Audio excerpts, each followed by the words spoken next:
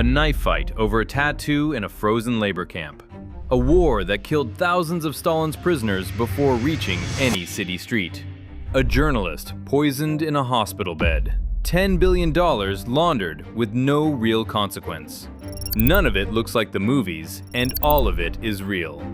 This is why the real Russian Mafia are worse than Goodfellas. Section 1. Born behind barbed wire. Somewhere in the frozen distance of the Soviet prison system, in a place with no name that mattered to anyone outside its own fences, a man is holding a knife to another man's throat over a tattoo. Not over money, not over territory, over a symbol inked into skin. A mark that says who this man is and who he answers to. And whether he has ever, even once, cooperated with the guards standing outside the wire. This is not a scene from a film. This is an ordinary afternoon inside the world that would eventually become known outside Russia as the Bratva. A word that simply means brotherhood.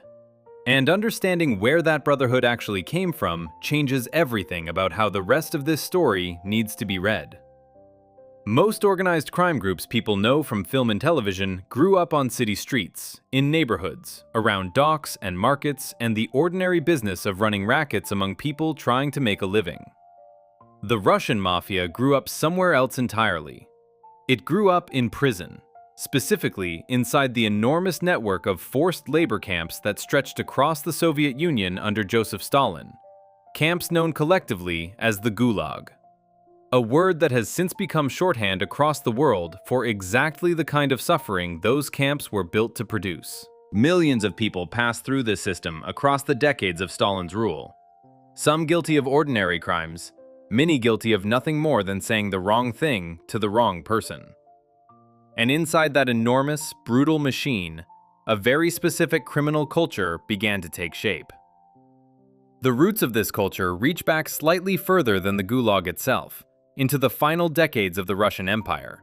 when small groups of professional thieves in the crowded slums of industrializing Russian cities began forming loose associations built around shared skills and shared survival. These early groups called themselves artels, a word borrowed from ordinary trade guilds, and they represented an early, unstable version of what would eventually become something far more disciplined and far more dangerous. Under the Tsars, stealing from the state carried a strange kind of moral weight for many ordinary Russians, since almost everything of value technically belonged to the crown in the first place. Taking from that system did not always feel like a crime in the way ordinary theft might. It felt, to many people living in poverty under an empire that offered them almost nothing, like the only form of rebellion actually available to them.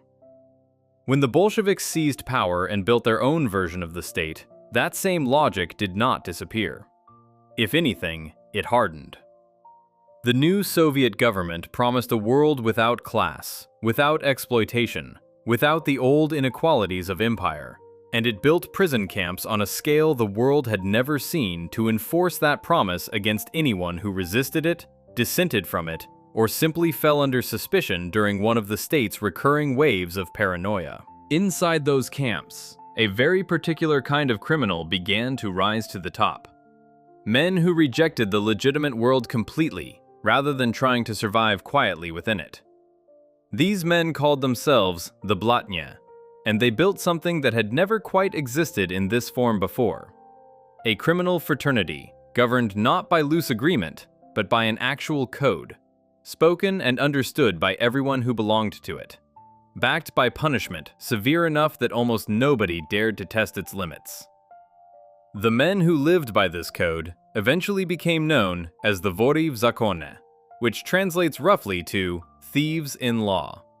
Thieves who follow their own law rather than the law of the state that had imprisoned them.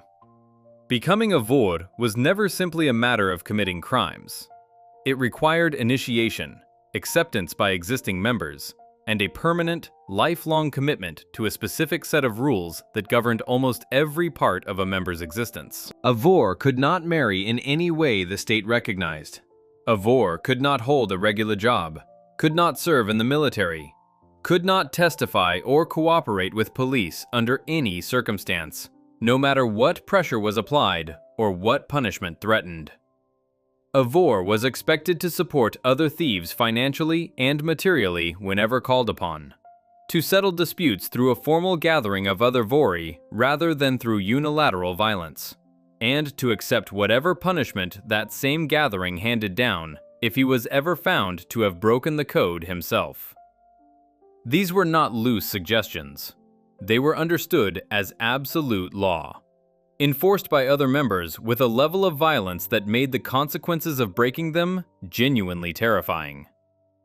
The visual language of this world, the part that has since become recognizable even to people who know almost nothing else about Russian organized crime, was tattoos. Inside the Gulag, tattoos served a purpose that went far beyond decoration. They functioned as a kind of permanent, unforgeable resume. A record burned into skin that told anyone who could read the symbols exactly who a man was, what he had done, how long he had served, and where he stood within the criminal hierarchy. A star tattooed onto each shoulder marked a man as an elite thief, someone who had earned genuine standing within the Vorovskoy Mir, the thieves' world. An image of a cathedral, its domes counted carefully, recorded how many separate prison terms a man had served across his lifetime, each dome representing a different stretch behind the wire. These tattoos were not something a man could simply choose to remove or ignore once given, and claiming a tattoo a man had not actually earned through the proper channels carried consequences that could be fatal. The symbols meant something, because everyone inside that world had agreed, through decades of enforcement and violence, that they had to mean something. What made the Vori particularly striking, and what set their world apart from almost every other criminal organization examined across other parts of history, was the sheer totality of their rejection of ordinary life. Most criminal groups still want something from the legitimate world eventually. Money that can buy property, influence that can protect a family, respectability that lets a man's children grow up without his past following them. The classic Vor wanted almost none of that. Their entire identity was built around permanent, deliberate exile from ordinary Soviet society, treating the camps themselves less as punishment to be endured, and more as a kind of home, the one place where the rules they actually respected still applied. This mattered enormously for how brutally the Vori enforced their own internal order, because men who have already rejected the outside world completely have very little left to lose by enforcing their own laws with maximum severity. Cooperation with prison authorities was treated as the single greatest sin available within this world, a betrayal so total that the code demanded nothing less than total, permanent excommunication from the Brotherhood, and, in many recorded cases, death. This absolute, unbending line between cooperation and loyalty would eventually produce one of the most violent internal conflicts in the entire history of organized crime anywhere in the world, though the seeds of that conflict were planted years before the fighting itself actually began, in a decision Stalin made out of desperate wartime necessity rather than any concern for how it might eventually shatter the underworld he had helped create. When Germany invaded the Soviet Union in 1941, Stalin faced a manpower crisis severe enough that he was willing to make an offer that would have been unthinkable under ordinary circumstances. Soviet authorities began releasing large numbers of prisoners directly from the Gulag system, including convicted thieves who had spent years living under the strict, uncompromising code of the Vorovskoy Mir, offering them freedom and rehabilitation in exchange for military service defending the motherland against the German advance. For the Vori, this offer represented an impossible contradiction. Their entire code forbade any cooperation whatsoever with the Soviet state, and putting on a military uniform to fight on that state's behalf represented exactly the kind of cooperation the code existed specifically to prevent.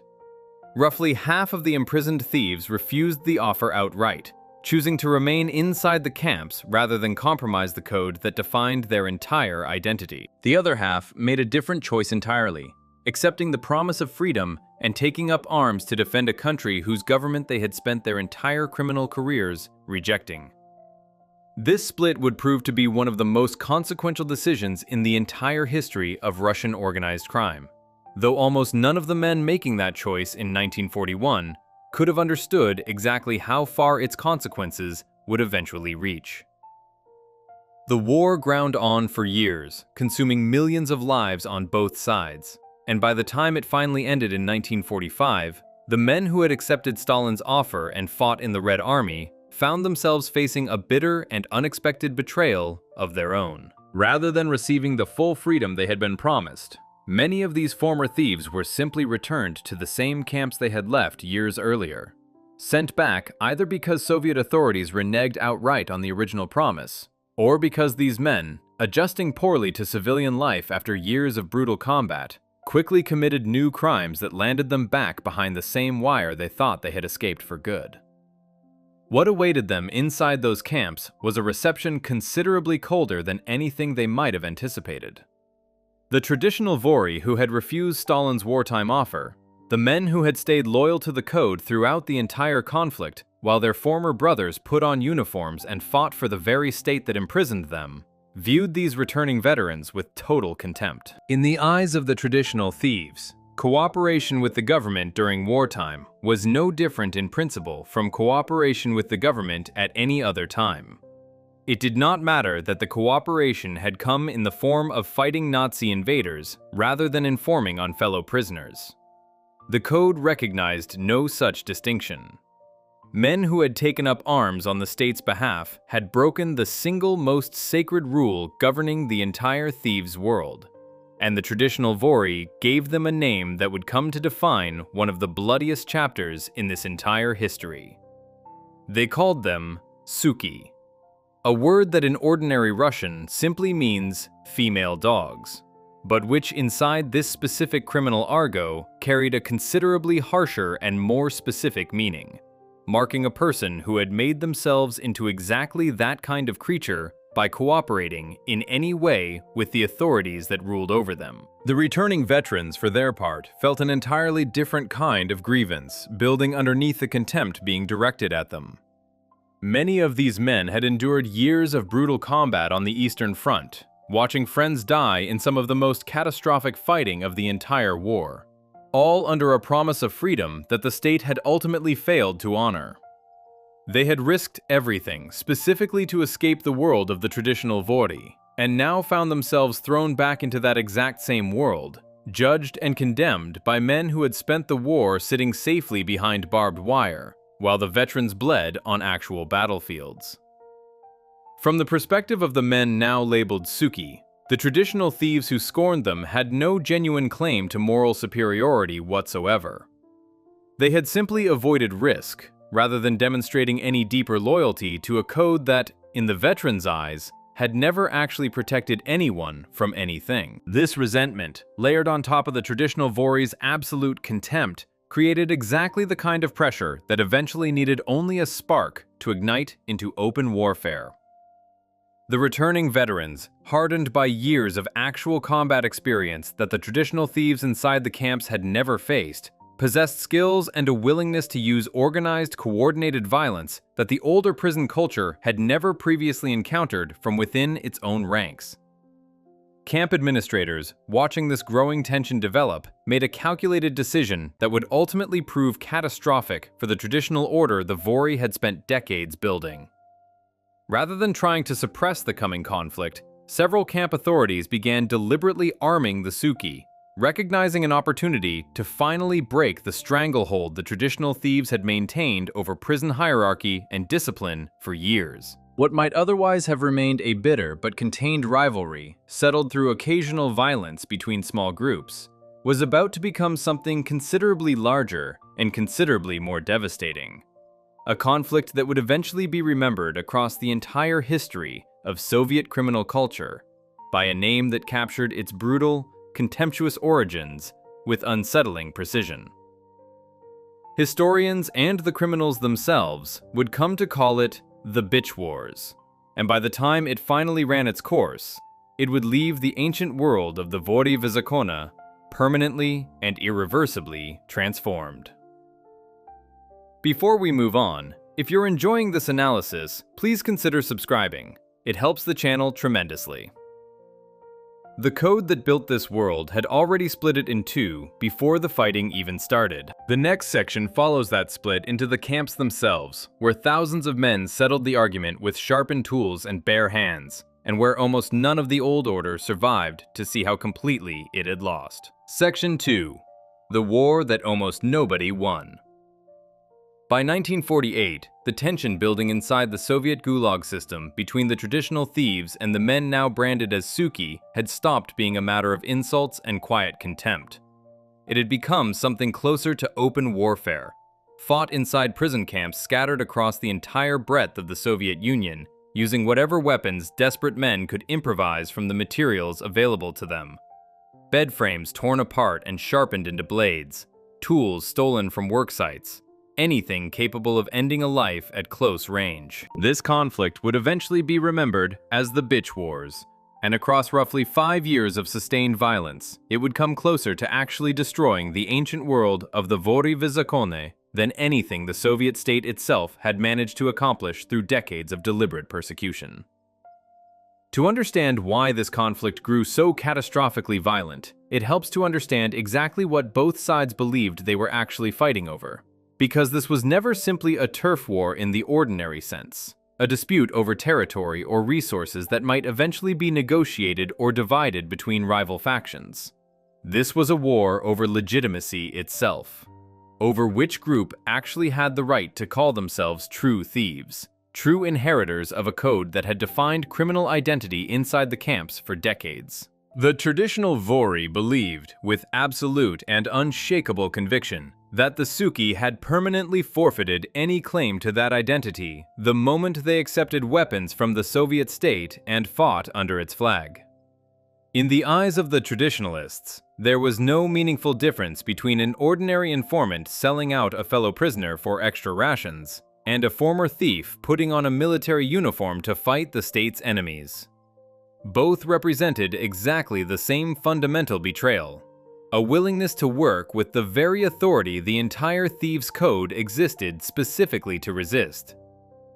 The Suki, for their part, had spent years developing an entirely different understanding of what genuine loyalty and genuine toughness actually required. Many of these men had survived combat experiences that made the traditional Vory's suffering inside relatively stable, established camp hierarchies look almost comfortable by comparison. They had fought through the worst campaigns of the entire war, watched entire units annihilated in the mud and snow of the Eastern Front, and returned from that experience only to be judged and condemned by men who had spent those same years safely established at the top of a prison social order they had built for themselves specifically by avoiding exactly the kind of risk and hardship the veterans had endured. From the perspective of the returning soldiers, the traditional thieves' claim to represent the true, honorable version of their shared criminal world rang almost unbearably hollow. What turned this ideological standoff into sustained, organized killing was a combination of numbers, capability, and a decision made by camp authorities that would prove almost impossible to walk back once it had been set in motion. The sheer scale of amnesties and releases connected to the war meant that by the late 1940s, the Suki vastly outnumbered the traditional Vory inside many camps across the system. A demographic shift the traditionalists had not fully anticipated when the returning veterans first began filtering back into the prison population. Beyond simple numbers, the Suki possessed something the traditional thieves had never previously had to contend with from a rival faction within their own world: genuine combat experience and comfort with organized, coordinated violence developed on actual battlefields rather than through the more contained, ritualized forms of enforcement the Vory had traditionally relied upon to maintain internal discipline. Camp administrators watched this growing imbalance develop and made a calculated decision that historians studying this period have consistently identified as decisive in determining how the conflict would eventually unfold. Rather than attempting to suppress the violence building between these two factions, several camp authorities began deliberately supplying weapons to the Suki, recognizing a genuine opportunity to finally break the traditional thieves' long-standing grip over internal camp order and discipline. a grip that had made the Vori almost as powerful within their own domain as the official prison administration itself. This decision transformed what might otherwise have remained a series of contained, sporadic confrontations into something considerably more devastating. A sustained campaign in which one side possessed not only superior numbers and superior combat experience, but active institutional support from the very authorities who were supposed to be maintaining order over the entire prison system. The violence that followed reached a scale and intensity that surviving accounts from this period still struggle to fully convey. One especially notorious incident, documented across multiple historical sources examining this conflict, involved a group of roughly 150 armed Suki sent into direct confrontation with approximately 100 traditional thieves who possessed no weapons whatsoever beyond whatever they could improvise with their bare hands in the moment. The result, described by multiple historians studying the period in almost identical terms, was nothing short of a massacre. 10 of the traditional thieves managed to survive by formally surrendering and effectively switching sides, accepting Suki status themselves rather than facing certain death, while the remainder were killed outright in the confrontation. This single incident captures, in devastatingly concrete terms, exactly how one-sided this conflict had become once the Suki secured reliable access to weapons that the traditional Vori, bound by their own code's rejection of state cooperation, had far greater difficulty obtaining through similar channels. Beyond individual confrontations of this scale, the broader pattern across the entire Gulag system during these years involved constant, grinding attrition, smaller-scale killings and reprisals occurring continuously across dozens of separate camps, rather than concentrating into a handful of decisive battles. Camp administrators, recognizing that the violence had grown considerably more destructive than they had originally anticipated when they first began arming the Suki, attempted at various points to physically separate the two factions into entirely different sections of individual camps, hoping that simple distance might reduce the frequency and intensity of direct confrontation. These efforts largely failed. Historical accounts from the period consistently describe how any mixing of the two groups, whether through administrative error, deliberate provocation, or simple accident, reliably ended in renewed violence, suggesting that the underlying hatred between traditionalists and Suki had grown too deep and too personal to be managed through simple physical separation alone. A particular ritual emerged during this period that captures something essential about how completely the war had reshaped the internal culture of the entire criminal world inside the camps. When a traditional thief was captured or otherwise forced into abandoning his allegiance to the old code, a specific ceremony marked his formal transition to Suki status. A ritual that came to be known, with a kind of dark, deliberate humiliation built directly into its name, as the kissing of the knife. Once a man had undergone this ritual, willingly or under direct threat of death, he was permanently understood by everyone inside the prison system to have crossed over completely, with no possibility of ever returning to traditional Vori status, regardless of whatever circumstances had originally forced the transition. This detail matters because it illustrates just how absolute and irreversible the line between these two factions had become by the height of the conflict. There was no middle ground available, no negotiated peace that might allow a man to quietly step back from the fighting once he had been forced to choose a side. The broader legal and administrative context surrounding this period made the violence considerably worse than it might otherwise have become under different circumstances. In March 1947, Soviet authorities imposed a moratorium on the death penalty across the entire criminal justice system, a policy shift that meant the maximum sentence available for any crime, including murder committed inside a prison camp, had effectively become 25 years of additional imprisonment rather than execution. For men who already considered the camp system something close to a permanent home, and who had already accumulated sentences stretching across decades of their lives, this change removed almost any meaningful deterrent against killing a rival during the ongoing conflict. The practical calculation facing many prisoners during this period was almost impossibly bleak. since committing murder against a hated rival carried essentially the same theoretical punishment as many of the offenses that had originally landed them inside the camp system in the first place. When the death penalty was eventually reinstated for camp-related violence in 1953, the wave of killing that had built up across the preceding 6 years had already spiraled well beyond any point where a single policy change might meaningfully slow it down. By the early 1950s, the outcome of this conflict had become impossible to dispute, even though no single decisive battle or formal surrender ever marked its official conclusion.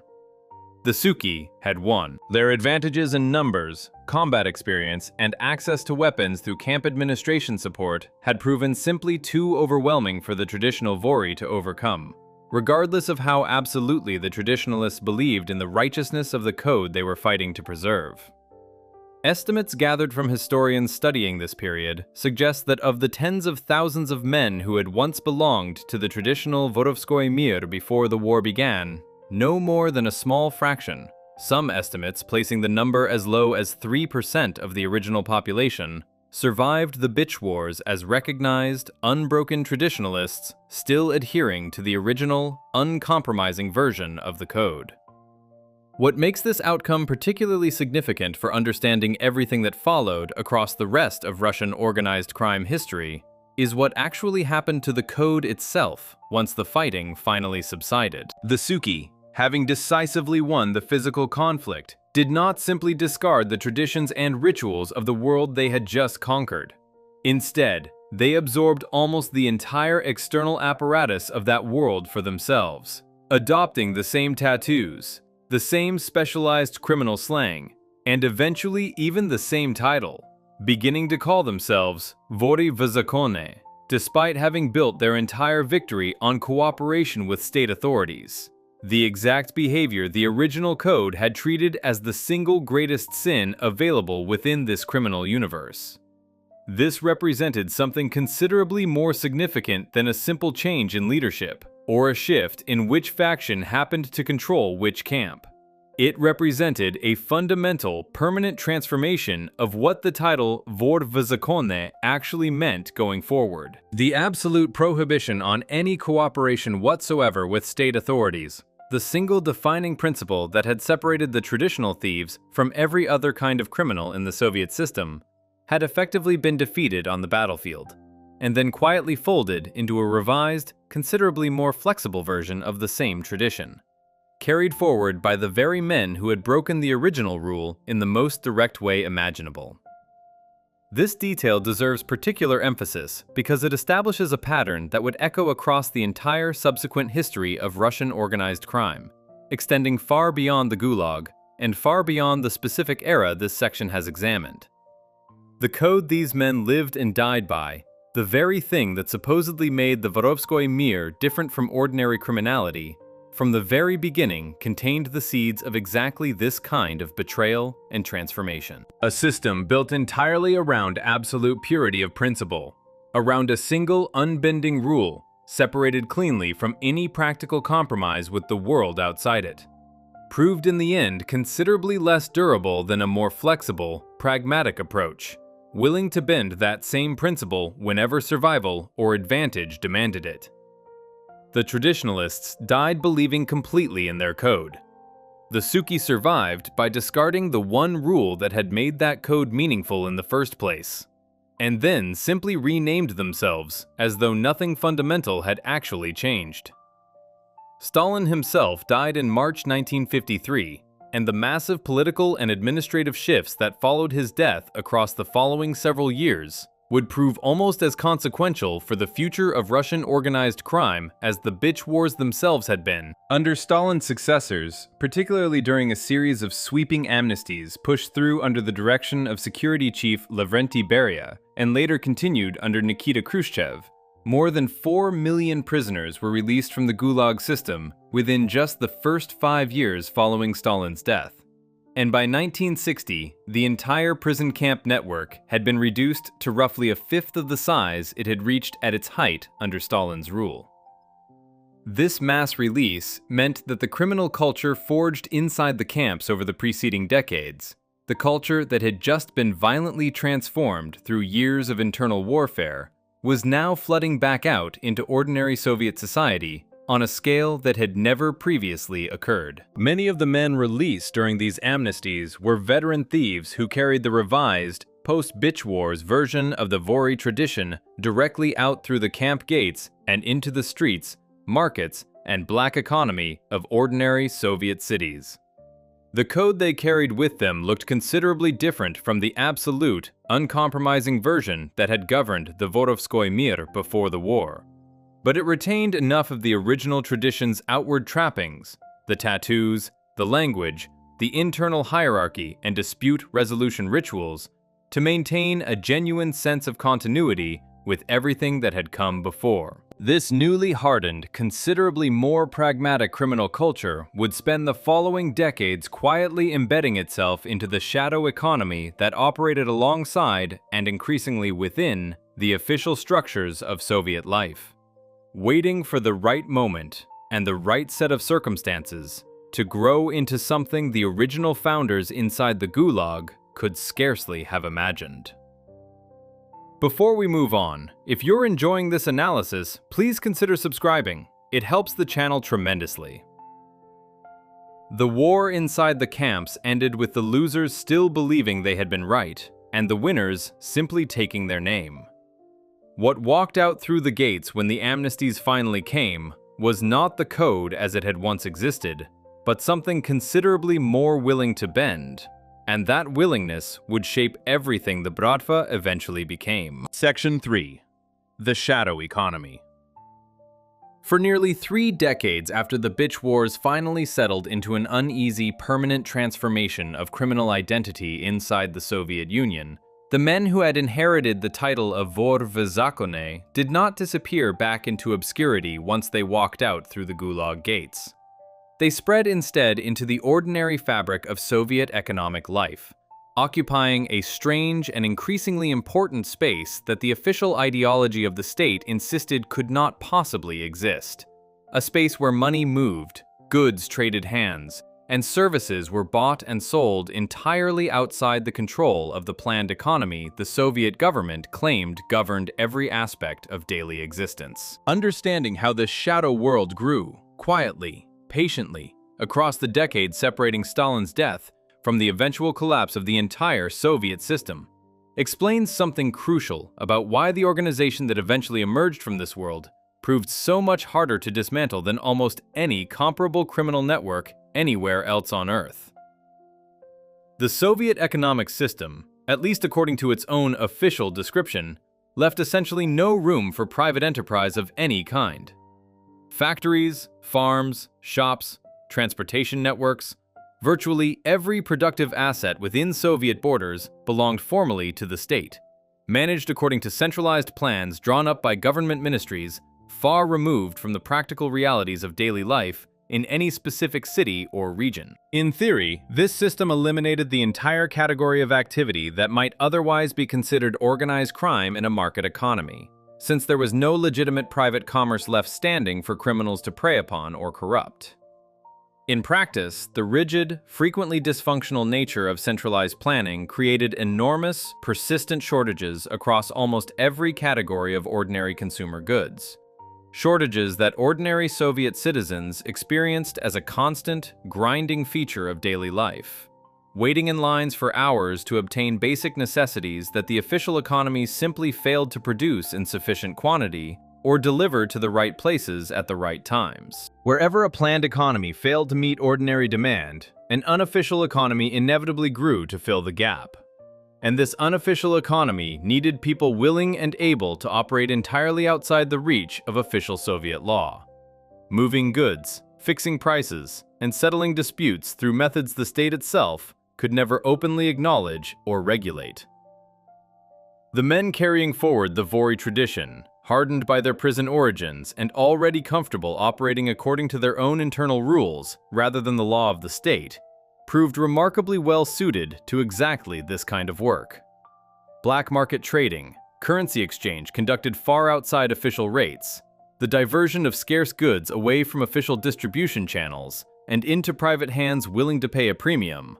All of it required organization, discipline, and a credible system for enforcing agreements between people who could never turn to a court or a police officer to settle a dispute. The Vori, whatever else had changed about their code since the Bitch Wars, still possessed exactly this kind of internal discipline,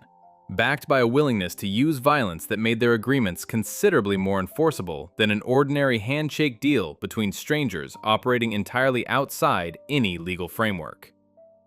This period, stretching roughly from the 1960s through the 1980s, is sometimes described by historians studying Soviet organized crime as a formative stage during which the modern criminal culture of Russia and the broader post-Soviet region quietly took shape,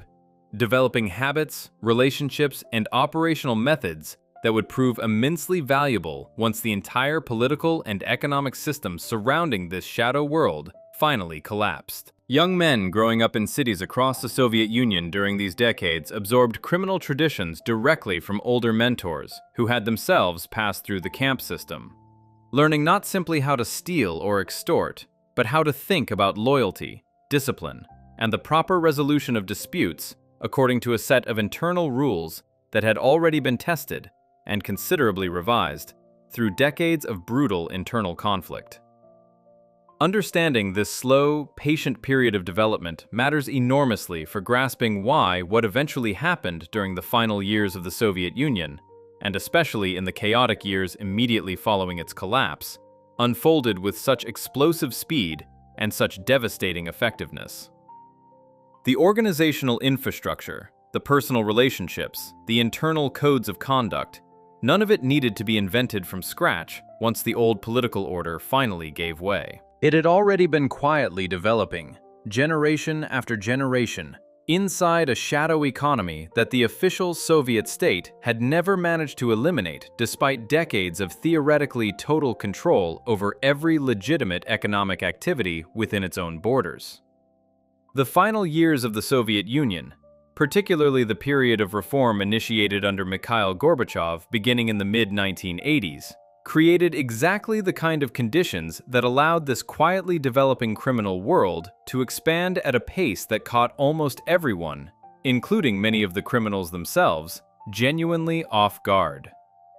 Gorbachev's reforms, intended to gradually introduce elements of market activity into the rigid Soviet economic system, instead produced a period of profound uncertainty and institutional breakdown, as the old mechanisms of centralized control weakened considerably faster than any genuinely functional replacement system could be built to take their place. For the Vori and the broader shadow economy they had spent decades cultivating, this period represented an unprecedented opportunity, a chance to move from the margins of Soviet economic life directly toward its actual center, as legitimate businesses, newly permitted to operate with far greater independence than at any previous point in Soviet history, discovered that they still needed exactly the kind of protection, enforcement, and dispute resolution services that only the established criminal networks could reliably provide. When the Soviet Union finally dissolved entirely at the end of 1991, the resulting chaos across Russia and the other newly independent states that had once formed the Union proved considerably more severe and more disorienting than almost anyone, inside or outside the country, had genuinely anticipated. The transition from a centrally planned economy toward something resembling a market system happened with almost no functioning legal framework in place to govern the enormous transfer of previously state-owned assets now suddenly available for private acquisition. Factories, mines, oil fields, entire industries that had belonged formally to the Soviet state for decades were privatized at a pace and through methods that created enormous opportunities for exactly the kind of ruthless, well-organized operators the Vori tradition had spent decades producing. Former Soviet bureaucrats, ambitious factory directors, and increasingly organized criminal groups who understood better than almost anyone else how to operate through intimidation, bribery, and outright force in an environment where legitimate legal protection for property and contracts barely existed, all competed simultaneously for control over assets that had, until only recently, been considered permanently and unquestionably the property of the entire Soviet state.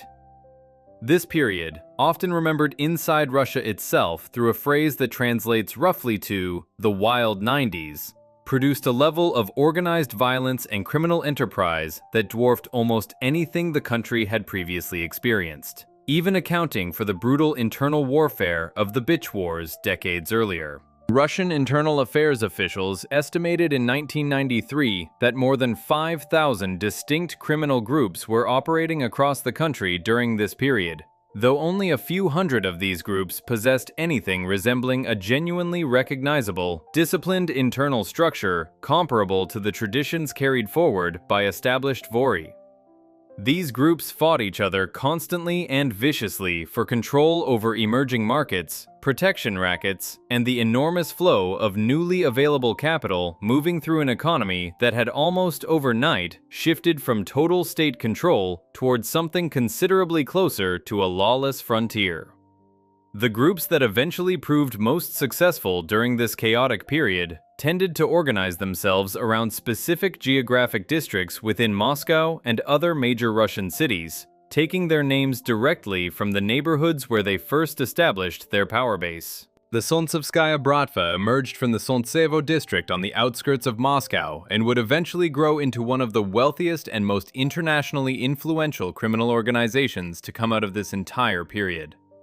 The Tambovskaya Group built its power in St. Petersburg, developing particularly close relationships with the powerful officials controlling that city's crucial port facilities, connections that would prove immensely valuable for smuggling operations reaching markets far beyond Russia's own borders.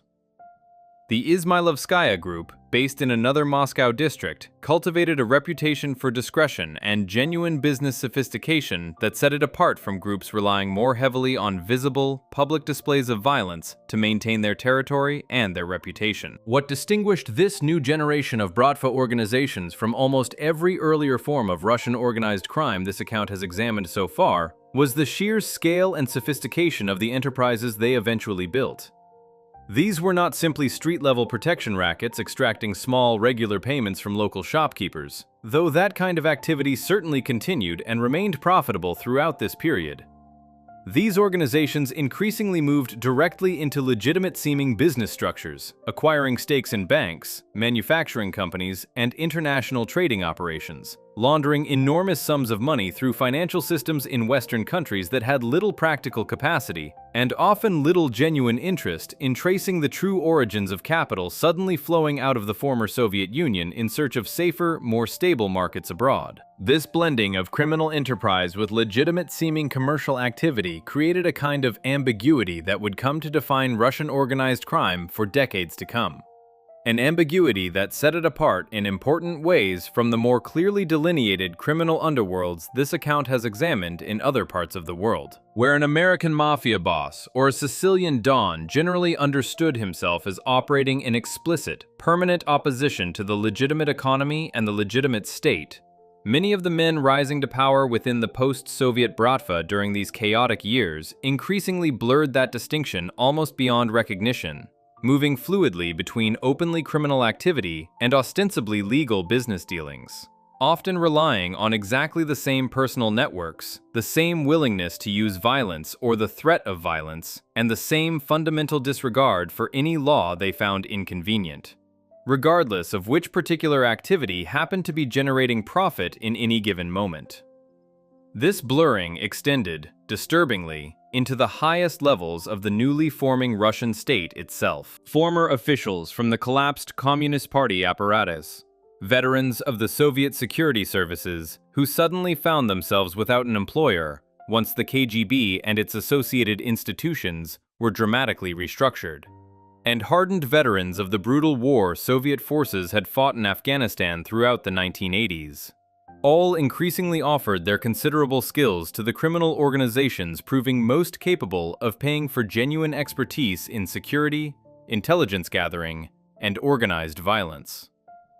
This influx of professionally trained talent, arriving directly from institutions that had spent decades operating according to their own version of ruthless internal discipline and secrecy, transformed the practical capabilities of the emerging Bratva organizations in ways that the old Vori tradition, however hardened by its own violent history, had never previously possessed on anything approaching this scale. By the middle of the 1990s, the criminal culture that had spent decades quietly developing inside the shadow economy of the late Soviet period had transformed into something considerably larger, considerably wealthier, and considerably more sophisticated than almost anyone observing the situation from outside Russia had initially understood.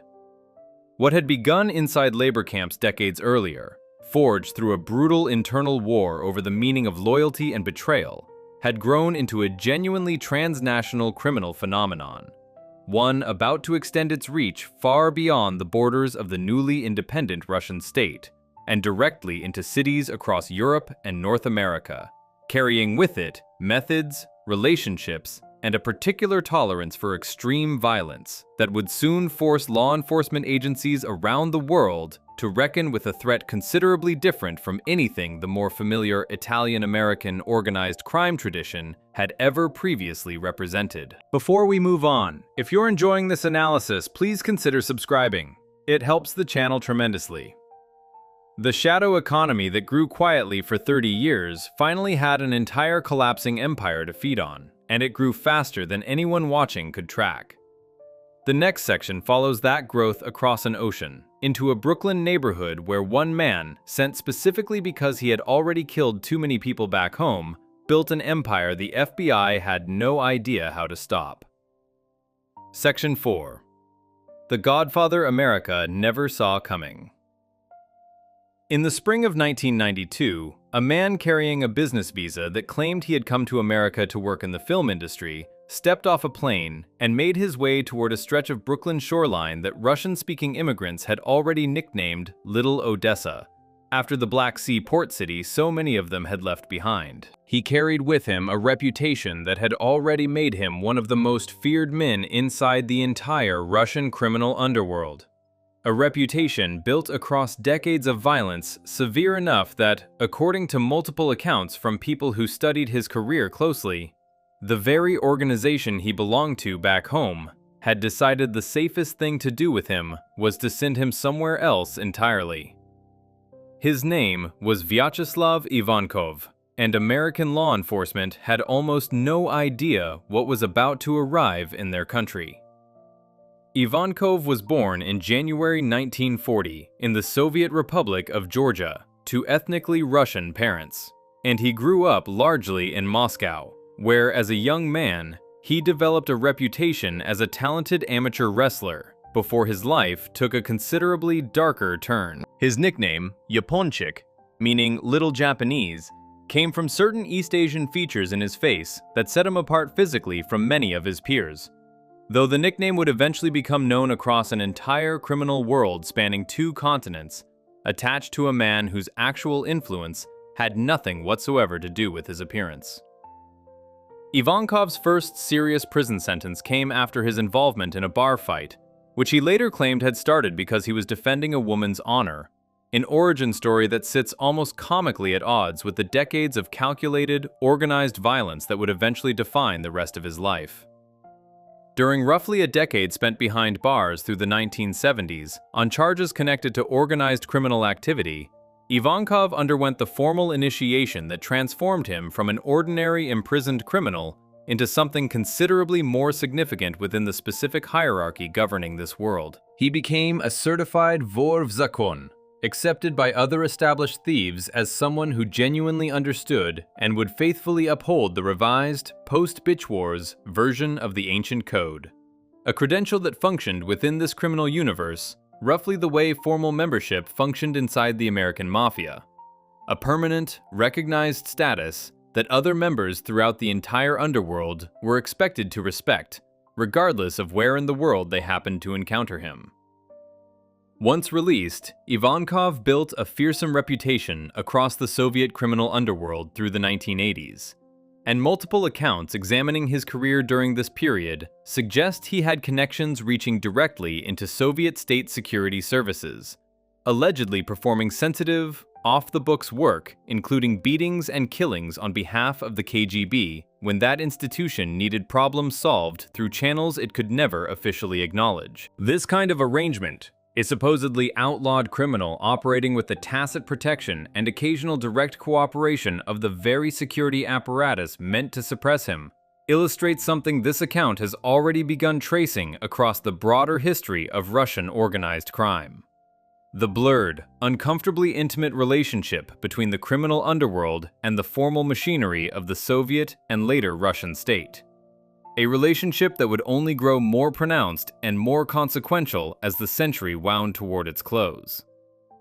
By the early 1990s, Ivankov's reputation for violence had grown severe enough that it apparently became a genuine liability even within a criminal world that valued ruthlessness as highly as almost any quality a man could possess. According to multiple accounts gathered by journalists and law enforcement officials studying Russian organized crime during this period, a governing council of senior criminal figures made the decision to send Ivankov out of Russia entirely, partly to establish and consolidate criminal networks among Russian émigré communities already forming in cities across North America,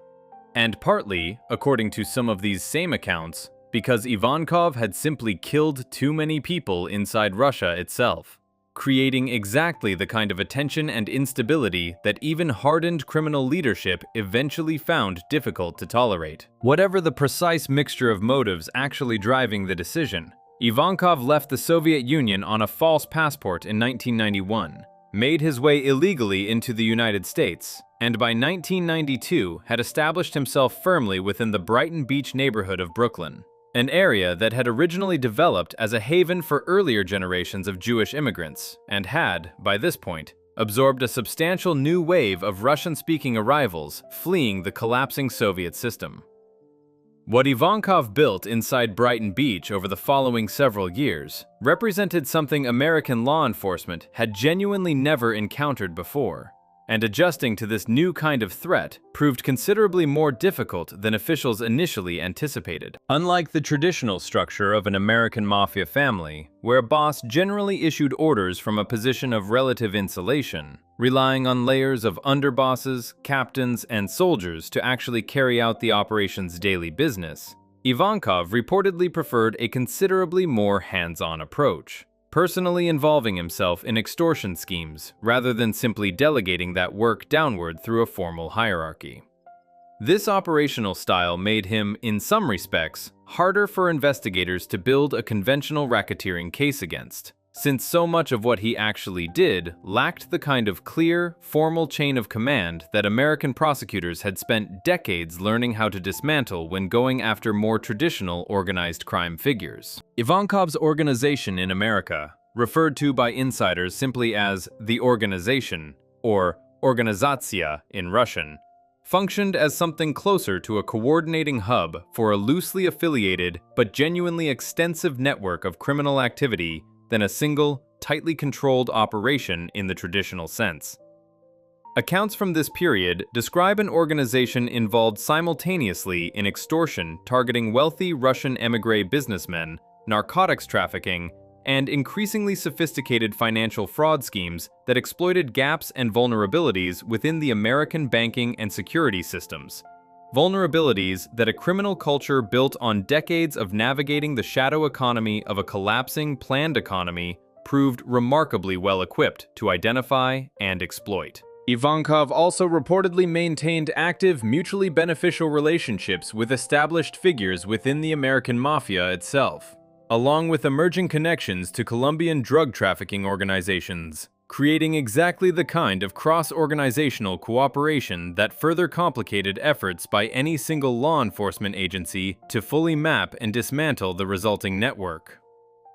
Federal Bureau of Investigation Director James Kallstrom, discussing the eventual prosecution built against Ivankov and several of his associates, described a scheme that included an extortion operation connected to a murder that had taken place back in Moscow and the kidnapping of two businessmen in New York City, details that illustrate how completely Ivankov's American operation remained intertwined with violence and criminal activity extending directly back into Russia itself, rather than functioning as a self-contained enterprise operating independently within American borders. This transnational quality, the ease and confidence with which figures like Ivankov moved threats, personnel, and violence back and forth across an ocean, as though national borders represented little more than an inconvenience, would come to define much of what made Russian organized crime so uniquely difficult for any single country's law enforcement apparatus to fully contain.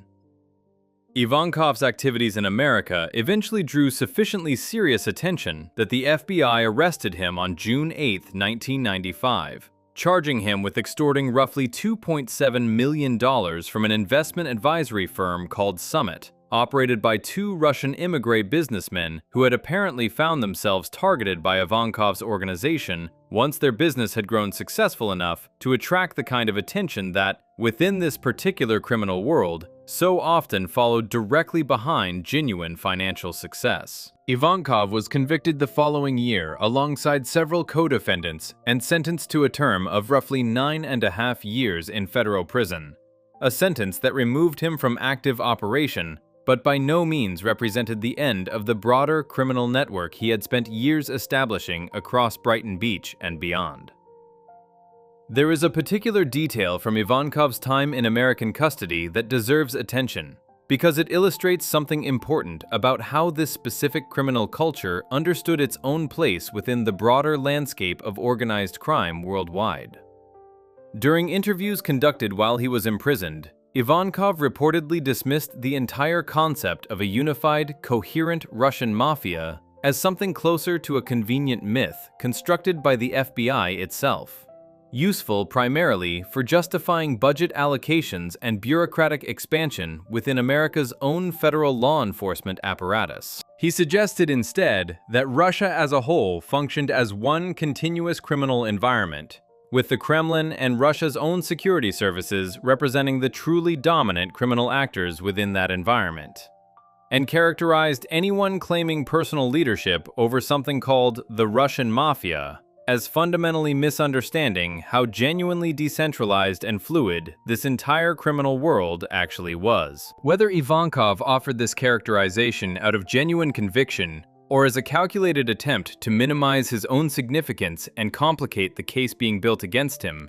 the observation itself points towards something this account has already begun establishing and will continue tracing across the sections still ahead: the unusually blurred, mutually reinforcing relationship between organized criminal activity and the formal apparatus of the Russian state itself.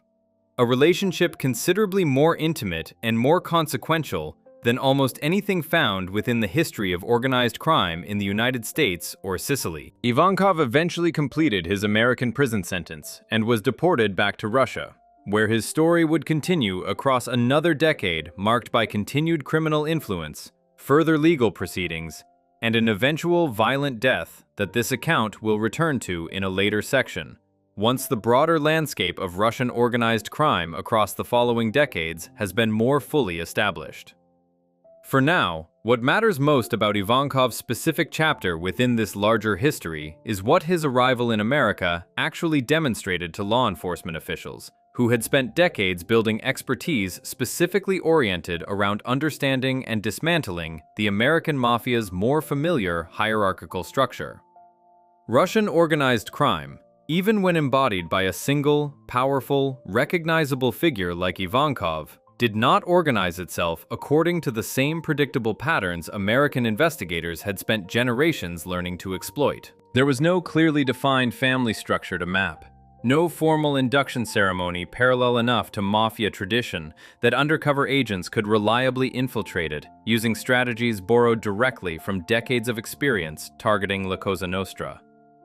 There was, instead, a sprawling, constantly shifting network of relationships built on shared criminal culture, personal loyalty forged through decades of shared history stretching back to the Gulag camps and the shadow economy of the late Soviet period, and an operational flexibility that allowed the entire network to route around individual arrests and prosecutions with a resilience that traditional American organized crime, built on more rigid hierarchical lines, had never needed to develop to nearly the same degree. This resilience, this capacity to absorb the loss of even a figure as significant as Ivankov without the broader criminal network collapsing or even meaningfully slowing down, points directly toward why the story of Russian organized crime in America and around the world was never really the story of a single boss, a single family, or a single dramatic prosecution capable of definitively breaking its power the way the Maxi trial had once broken the back of the old Sicilian establishment, or the way a cooperating underboss had once dismantled an entire American crime family from the inside. The structure itself, decentralized, adaptable, and comfortable operating in the ambiguous space between openly criminal activity and ostensibly legitimate business dealing, made this particular criminal culture considerably harder to defeat through any single decisive stroke. What Ivankov had actually established in Brighton Beach was never simply his own personal empire, in the way a traditional mafia boss might have understood that term. It was a beachhead, an initial foothold for an entire criminal culture that had already begun quietly extending its reach across the globe. And the man who would eventually come to embody the truly staggering scale that culture was capable of reaching had, during these same years, already begun building an empire considerably larger and considerably more dangerous than anything Ivankov himself ever personally controlled. Before we move on, if you're enjoying this analysis, please consider subscribing. It helps the channel tremendously. Ivankov proved a single man could bring an entire criminal culture across an ocean and build an empire American law enforcement had no framework for understanding. The next section follows a considerably quieter figure, a man the FBI would eventually call the most dangerous gangster in the world, who built an empire so vast it reportedly touched weapons capable of ending far more lives than any single killer ever could. Section 5. The Brainy Don. Every criminal organization examined across this account so far has, in one way or another, built its power around visible, tangible violence. Men willing to pull a trigger, plant a bomb, or order a killing in a way that eventually left a body somewhere for investigators to find and a story for journalists to tell.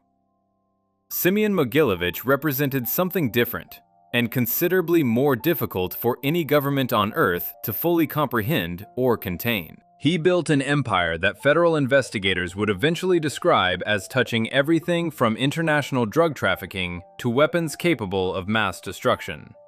And he did it primarily through spreadsheets, shell companies, and a financial sophistication that made him, according to the very agency that spent decades trying to bring him to justice, the single most dangerous organized crime figure alive anywhere in the world.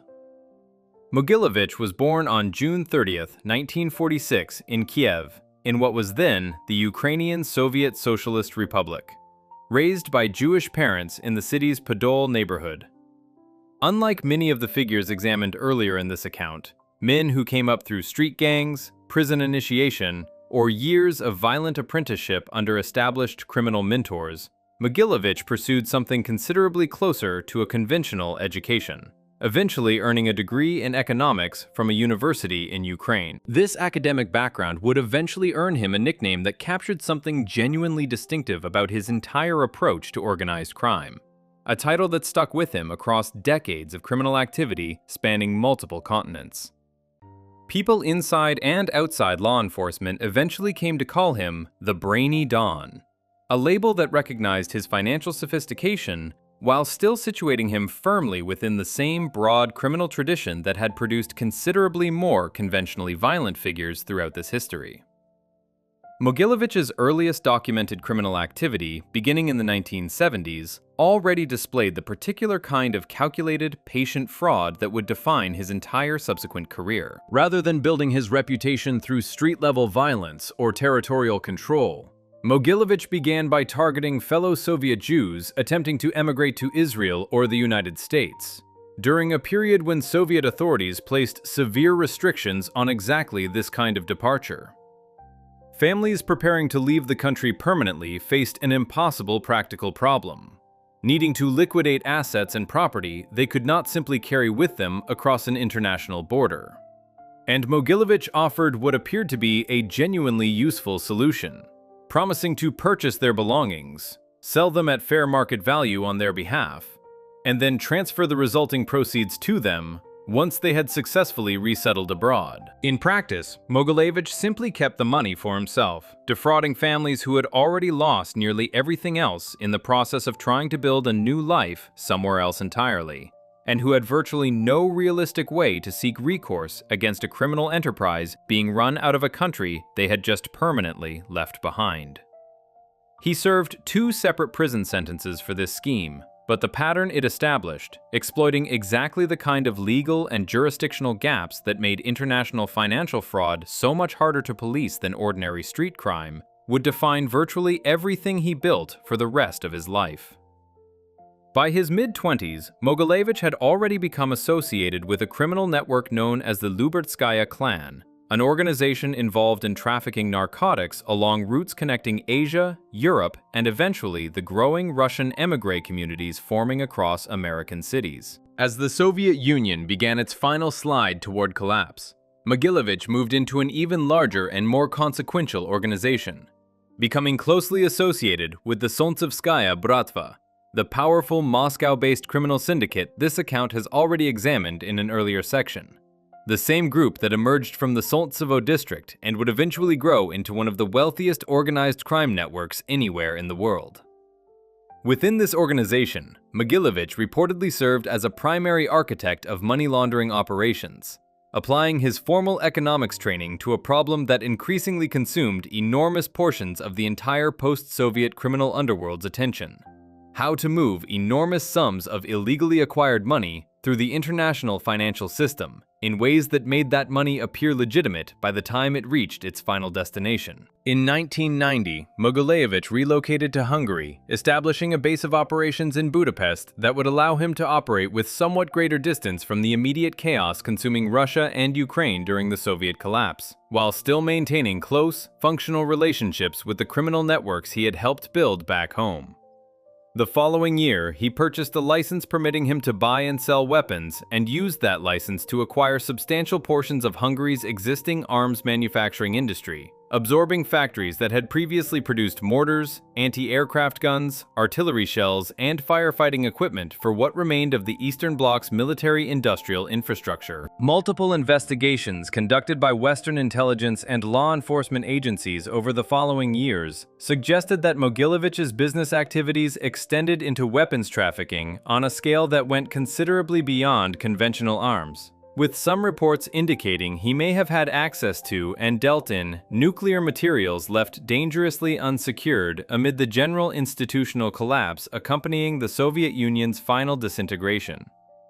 One particularly striking detail that emerged from later investigations into his activities suggested Mogilevich had at one point explored brokering a deal to dispose of American toxic waste by dumping it within the highly contaminated exclusion zone surrounding Chernobyl. A proposal that, whether or not it was ever actually carried out, illustrates the sheer scale and audacity of the enterprises Mogilevich was willing to consider pursuing. Beyond weapons and hazardous materials, Mogilevich also reportedly purchased a bankrupt airline based in a former Central Asian Soviet republic, paying millions of dollars in cash for an asset that gave him direct control over transportation infrastructure useful for moving heroin out of the notoriously productive drug-producing region known as the Golden Triangle, spanning parts of Myanmar, Laos, and Thailand. According to accounts gathered from former associates who eventually cooperated with investigators, Mogilevich also established significant control over operations at Moscow's major international airport, transforming what should have been a heavily monitored transportation hub into what one former insider later described as a genuine smuggler's paradise.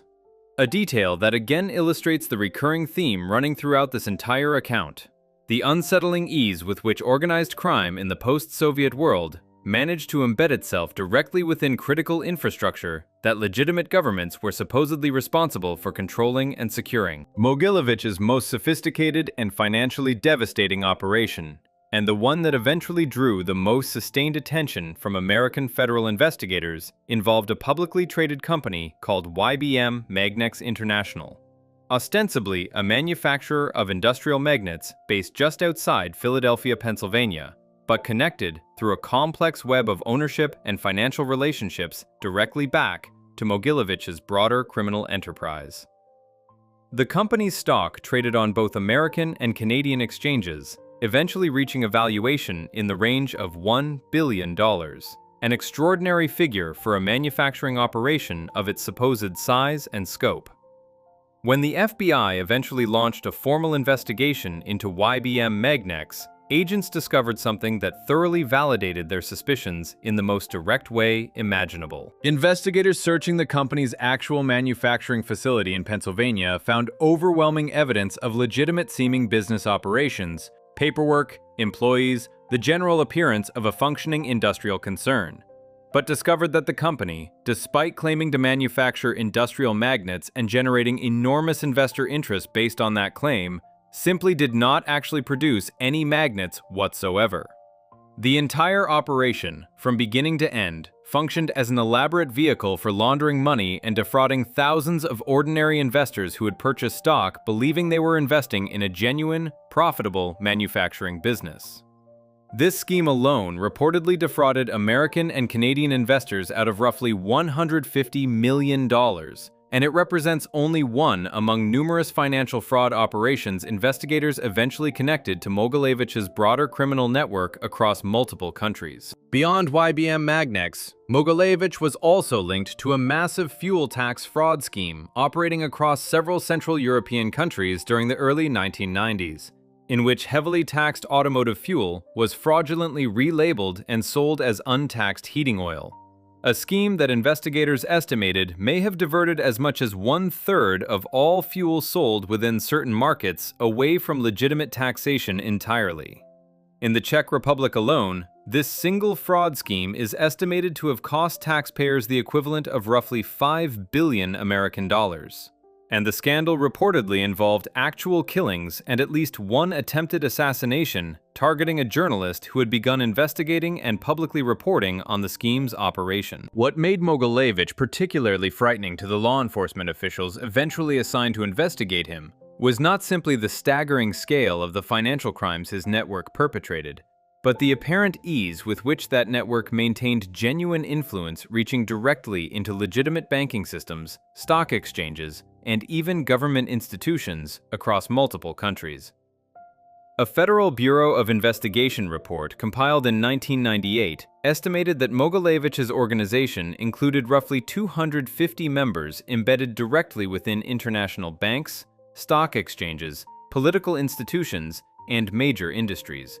A level of genuine institutional penetration that went considerably beyond anything the more traditional, hierarchically organized American Mafia families had ever managed to achieve, even at the absolute height of their own historical power and influence. A former FBI agent who studied Mogilevich's operations for years described him in terms that placed him in a category almost entirely separate from ordinary organized crime,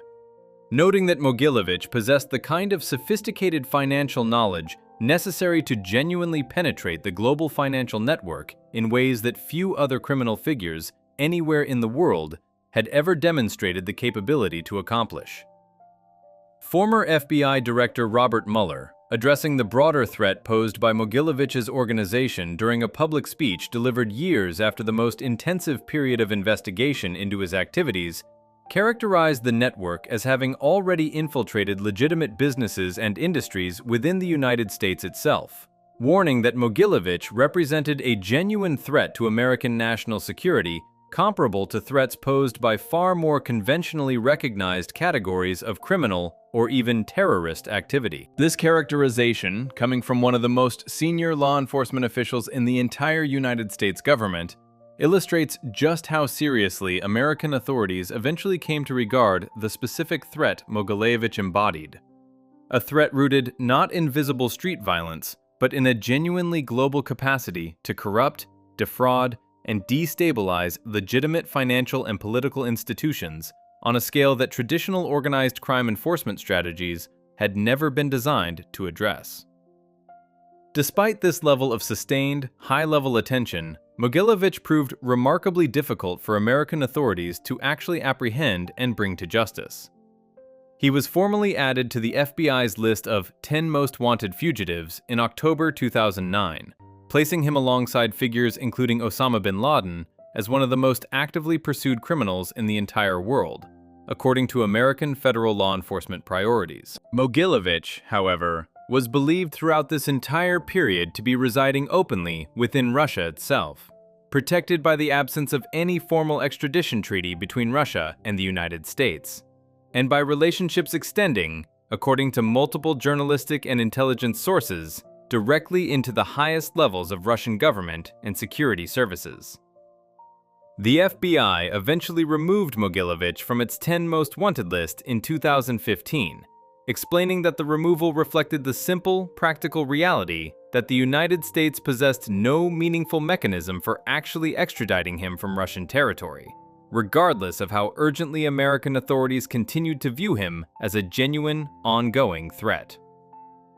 There is a particular irony worth sitting with in how completely Mogilevich's career diverges from almost every other figure examined across this account, and across the broader history of organized crime this channel has traced through other cultures and other eras. He built an empire of staggering scale and genuine global consequence, largely without the kind of visible, dramatic violence that made men like Al Capone, Salvatore Rina, or Sam Giancana into recognizable cultural figures whose names carry weight even among people with only passing knowledge of organized crime history.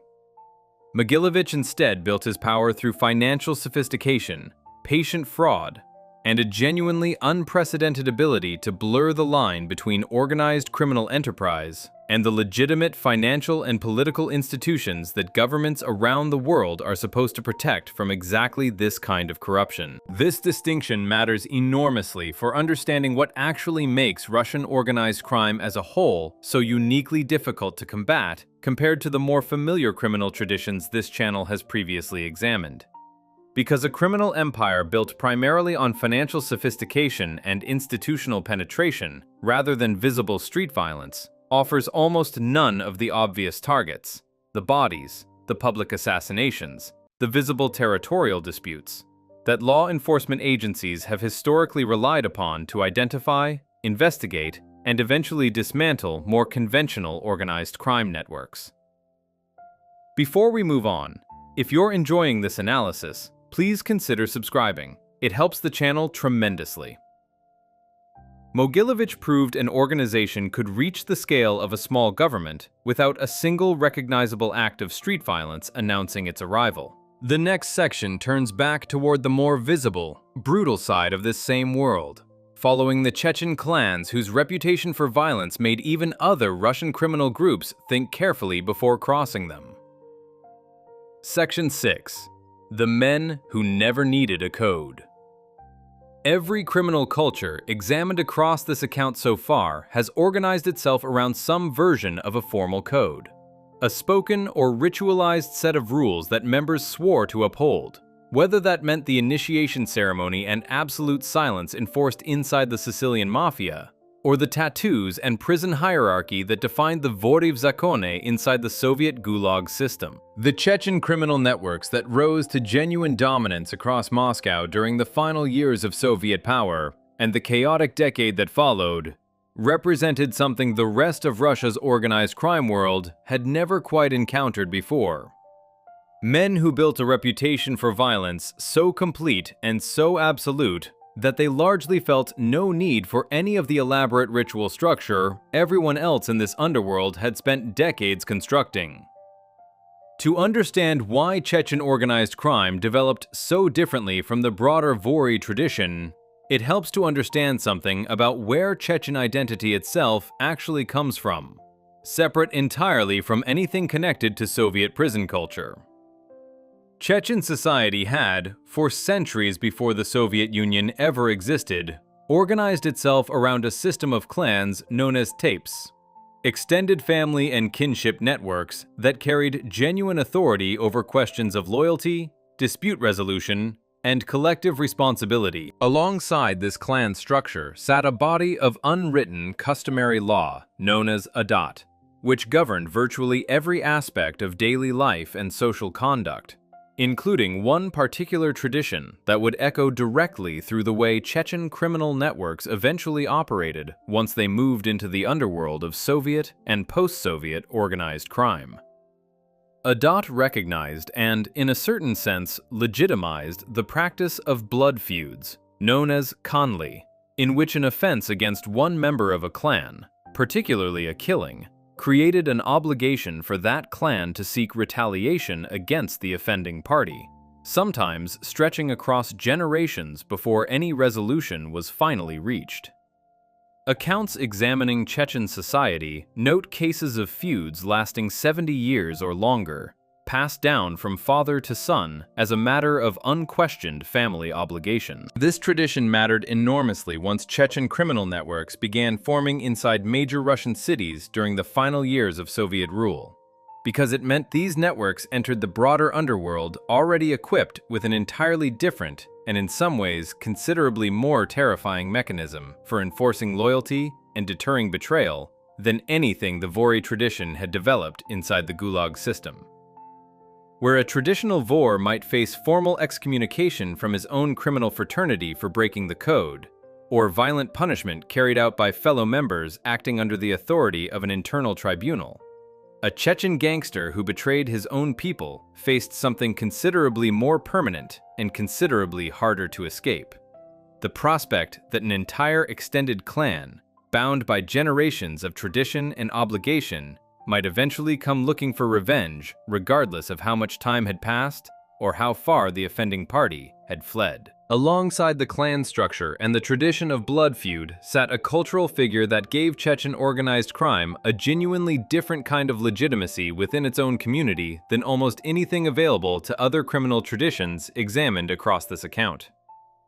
Chechen folklore and popular memory celebrated a figure known as the Abrek, an outlaw hero whose banditry was understood not as simple criminality, but as a form of righteous resistance against oppression, often specifically resistance against the Russian imperial and later Soviet authorities who had spent generations attempting to subjugate the Caucasus region. The Abrek raided the wealthy, protected the vulnerable, and operated according to his own fierce personal code of honor, a kind of Robin Hood figure whose exploits carried genuine cultural weight across Chechen society, regardless of how thoroughly modern criminal enterprise had actually drifted from anything resembling that original romantic image. This mythology, however distant from the actual daily reality of organized extortion and racketeering, provided Chechen gangsters with a source of cultural legitimacy that other criminal traditions in this account, including the Vori themselves, generally lacked. A sense that their activities connected to a longer, nobler tradition of resistance, rather than simple criminal predation.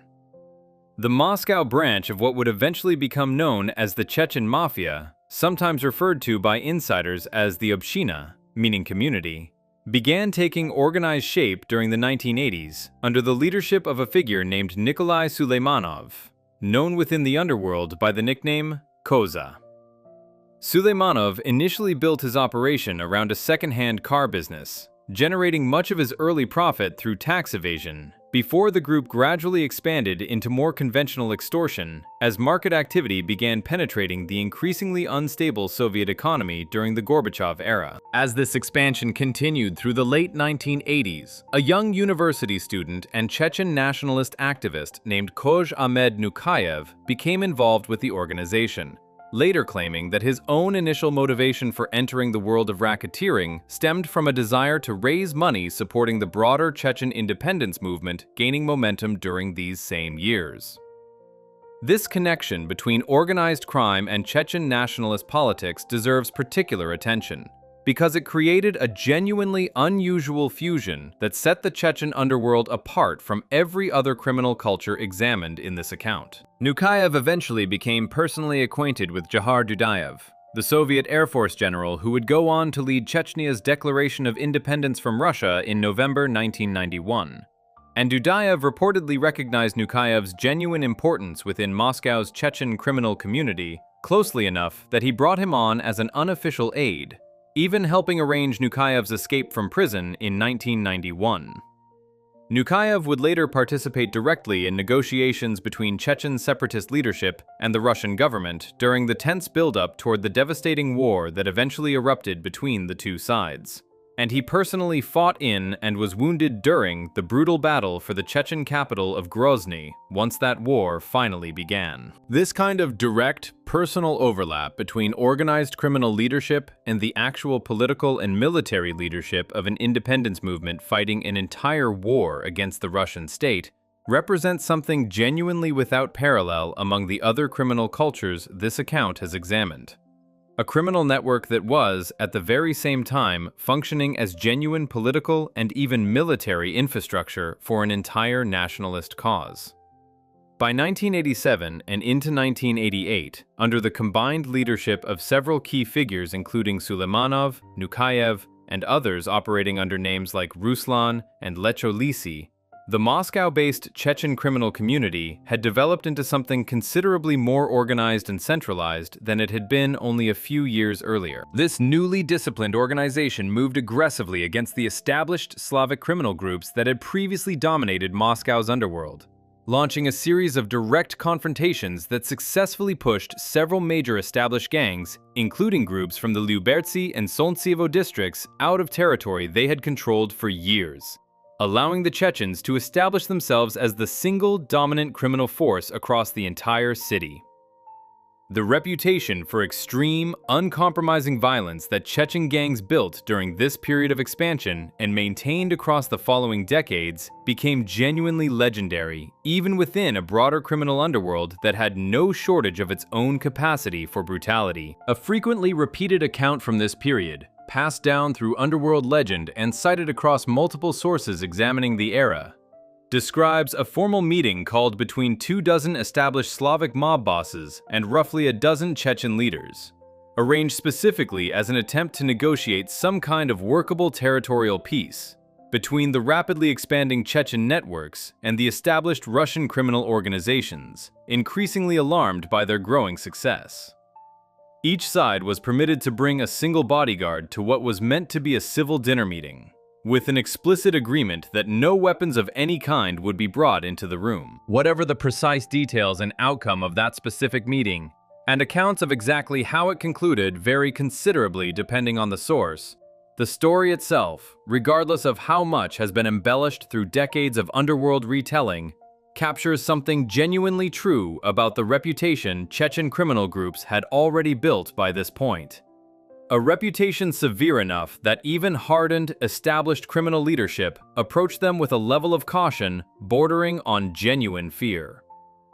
What made this reputation particularly unusual, and what set Chechen organized crime apart from almost every other criminal network examined throughout this account, was the deliberate, almost stubborn refusal of Chechen gangs to follow the broader pattern of diversification and legitimization that increasingly defined the most successful Slavic criminal organizations across this same period, where groups like the Solntsevskaya Bratva or the Tambovskaya gang increasingly moved into ostensibly legitimate business ventures: banks, oil companies, real estate, casinos, building genuinely sophisticated financial empires that blurred the line between organized crime and conventional commerce. Chechen networks largely remained focused on their original core specialty: the direct application of extreme, often theatrical violence in service of extortion, protection racketeering, and increasingly, contract killing, carried out on behalf of other criminal organizations willing to pay handsomely for work considered too dangerous or too demanding for their own members to safely carry out. This specialization produced a genuinely unique niche within the broader Russian criminal ecosystem, one memorably described by a scholar who has spent decades studying this world as Chechen gangs essentially cornering the market on the infliction of severe violence itself, becoming, in effect, professional enforcers whose services other criminal organizations increasingly relied upon precisely because everyone within the underworld understood exactly how far Chechen operators were willing to go, and how little hesitation they would show in going there. Rather than preying primarily on ordinary citizens and legitimate businesses the way many other criminal groups did, Chechen networks increasingly found their most lucrative work preying on other criminals themselves, contracted specifically because rival gangs understood that a debt owed to Chechen enforcers, or a grievance held by Chechen criminals, was simply not something that could be safely ignored or negotiated away through the kind of quiet arrangement that might resolve a similar dispute between two Slavic organizations. The growing power and increasingly visible presence of Chechen criminal networks across Moscow inevitably produced serious alarm among the established Slavic gangs who had previously controlled the city's underworld, and this alarm eventually exploded into what became known as the Great Mob War, a sustained and extraordinarily violent conflict that erupted in April 1993 between the traditional Vori v Zakone fraternity and the rising Chechen criminal networks, with a considerable number of established Vori ultimately choosing to side with the Chechens against rival factions within their own broader tradition. What began as a conflict centered specifically in Moscow spread rapidly across the entire country, with virtually every organized crime group operating anywhere within Russia eventually finding itself pulled toward one side or the other of this expanding confrontation. This period coincided directly with, and substantially amplified, an already staggering surge in violent crime sweeping across the entire country during these same years, with Russia's total reported crime rate climbing by more than 130% between 1987 and 1993. Alongside a nearly 250% increase in homicide rates that peaked specifically in 1994, right at the height of the broader chaos consuming post-Soviet Russian society. When Chechnya itself finally declared independence and Jahar Dudayev assumed leadership over the new, internationally unrecognized republic, the line separating organized crime from the actual functioning apparatus of the state blurred to a degree that had no real precedent anywhere else examined across this entire account. Under Dudayev's leadership, the formal organs of what was supposed to be a legitimate, functioning government became directly incorporated within existing criminal networks, with individuals who had built their reputations as hitmen and enforcers within Moscow's criminal underworld formally sworn in as police officers and government officials back home in Chechnya itself. This fusion between crime and state authority, already a recurring and deeply unsettling theme running throughout this broader account of Russian organized crime, reached its most extreme and complete expression inside Chechnya during these years, a place where the distinction between criminal enterprise and legitimate governance had, for a period, effectively ceased to exist in any meaningful sense whatsoever. The wars that eventually erupted between Russia and Chechnya, first in 1994 and again beginning in 1999, devastated the region and scattered Chechen criminal networks across Russia and increasingly into cities throughout Western Europe, where their reputation for extreme, uncompromising violence followed them, and continued producing genuine alarm among both rival criminal organizations and the law enforcement agencies attempting to track their activities decades after the original Moscow expansion this section has examined. Unlike the more institutionally embedded, financially sophisticated networks built by figures like Semyon Mogilovich, Chechen organized crime largely remained true to its origins throughout this entire period. A criminal tradition built not around elaborate codes, formal initiation rituals, or ambitious financial engineering, but around a reputation for violence so complete and so absolute that entire criminal empires across two continents eventually found it considerably safer to pay tribute than to test exactly how far that reputation actually extended. Before we move on, if you're enjoying this analysis, please consider subscribing. It helps the channel tremendously. The Chechens proved a criminal reputation could be built entirely on violence itself, needing no code, no ritual, and no financial sophistication to become the most feared name in an underworld already full of feared names. The next section turns toward the strange, uncomfortable place where this entire criminal world stopped hiding from the Russian state and started running parts of it directly. Section 7. When the state and the underworld became the same thing. By the middle of the 1990s, a question that should have had an obvious answer had become genuinely difficult to settle inside Russia itself. Where exactly did the criminal underworld end and the legitimate government begin? In almost every other criminal culture examined across this account, the Mafia and the state remained locked in some version of open conflict,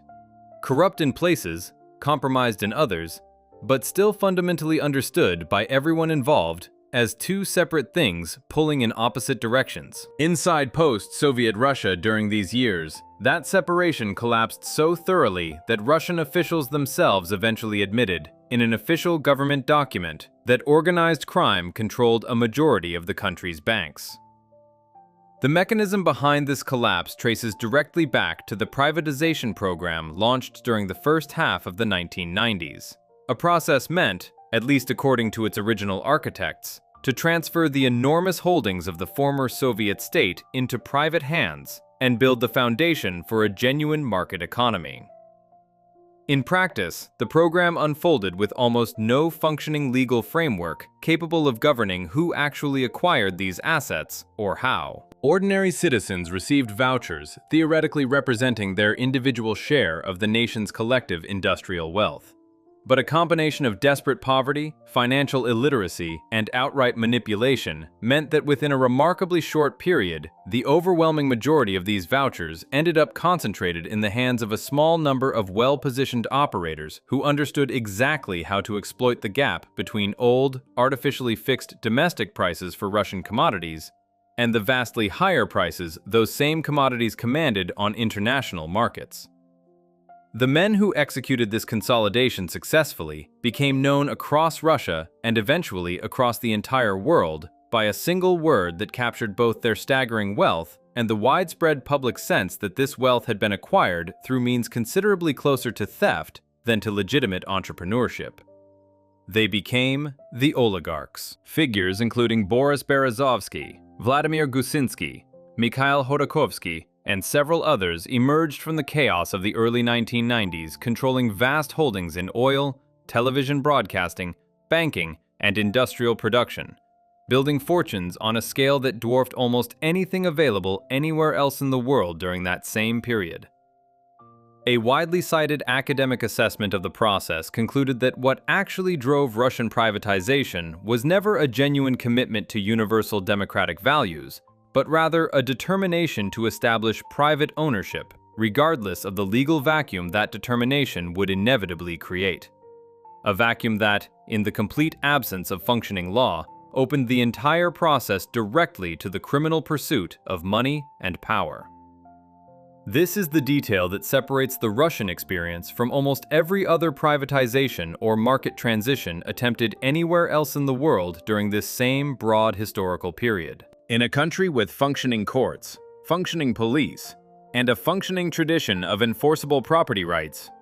ambitious men seeking to acquire valuable industrial assets still needed to operate within some recognizable legal framework, however corrupt or imperfect that framework might be in practice.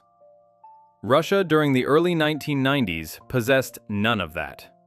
The old Soviet legal system had collapsed alongside the political structure it once served, and no new system had yet developed sufficient strength or credibility to take its place. Into this vacuum stepped organized crime. Not as an external threat preying on a functioning economy from the outside, but as the only genuinely reliable mechanism available anywhere within Russian society for enforcing contracts, resolving disputes, and protecting property against rival claimants. A Russian government resolution formally adopted by the State Duma in March 1998 laid out the actual scale of this criminal penetration in language that left remarkably little room for polite ambiguity. The resolution stated plainly that criminal groups controlled up to 40% of privately owned enterprises across the country, 60% of enterprises still formally owned by the state, and a staggering 85% of the entire Russian banking system. These figures, produced not by outside journalists or foreign intelligence agencies, but by the Russian parliament's own official assessment of the country's economic condition, describe something considerably beyond ordinary corruption or occasional criminal infiltration of specific vulnerable industries. They describe a national economy in which organized crime had become, for a period of years, the dominant governing force across nearly every sector that actually mattered. Understanding why banking in particular became so thoroughly and so dangerously entangled with organized crime during this period requires appreciating just how central the banking sector had become to the entire process of privatization and wealth accumulation unfolding across the country. Banks controlled access to the capital needed to acquire newly available assets, processed the enormous flows of money moving through an economy transitioning at breakneck speed away from central planning, and increasingly served as the primary mechanism through which illegally acquired wealth could be laundered into something resembling legitimate capital. Control over a bank, in this specific environment, meant control over one of the most valuable and most contested resources available anywhere within the entire Russian economy.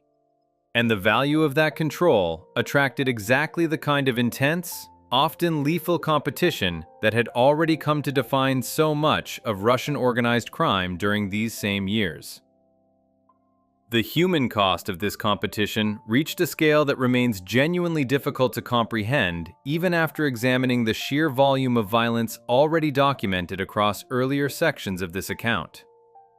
During 1995 alone, at the specific height of what became known inside Russia as the Gold Rush period of banking sector expansion, 13 senior Russian bankers were assassinated in Moscow alone. A single year, a single city, and a single professional category of victim. Russian government officials later estimated that across the broader span of the 1990s and into the early years of the following decade, roughly 5,000 contract killings occurred across the entire country. A figure that places Russia's experience of organized crime violence during this period in a category that few other nations examined anywhere else in the history of organized crime have ever approached. What made this violence particularly disturbing, beyond its sheer scale, was how directly it extended beyond simple criminal rivalry and into the deliberate silencing of anyone, whether businessman, politician, or journalist, who threatened to expose or obstruct the ongoing consolidation of Russia's economy into the hands of a small, increasingly powerful class of oligarchs and their criminal partners. Multiple documented cases from this period involve officials and local politicians who opposed specific privatization deals dying under circumstances that investigators and journalists examining these cases have consistently described as suspicious, including a director of one of Russia's largest oil refineries and a local parliamentarian in the western Siberian city of Omsk, both of whom died in the midst of disputes over exactly which private interests would ultimately gain control over valuable state assets in their region. This pattern of violence directed at anyone threatening to interfere with the enrichment of Russia's new economic elite would continue, and in certain respects, intensify considerably even after the most chaotic years of privatization itself had passed. Journalists investigating corruption, organized crime, and the increasingly opaque relationships connecting Russian business, criminal networks, and government power found themselves facing consequences that went far beyond the ordinary professional risks associated with investigative reporting anywhere else in the world. Anna Politkovskaya, a journalist widely known for her sustained, unflinching reporting on human rights abuses connected to Russia's war in Chechnya and her broader criticism of the increasingly authoritarian direction Russian governance was taking, was shot dead in the elevator of her Moscow apartment building in October 2006, a killing that drew international condemnation and that many observers connected directly to her reporting on exactly the kind of state and criminal collusion this section has been examining. An even more striking case, and one that illustrates with particular clarity just how far this fusion between organized crime methodology and state power eventually extended, involves a former officer of Russia's Federal Security Service, the successor agency to the Soviet-era KGB, named Alexander Litvinenko.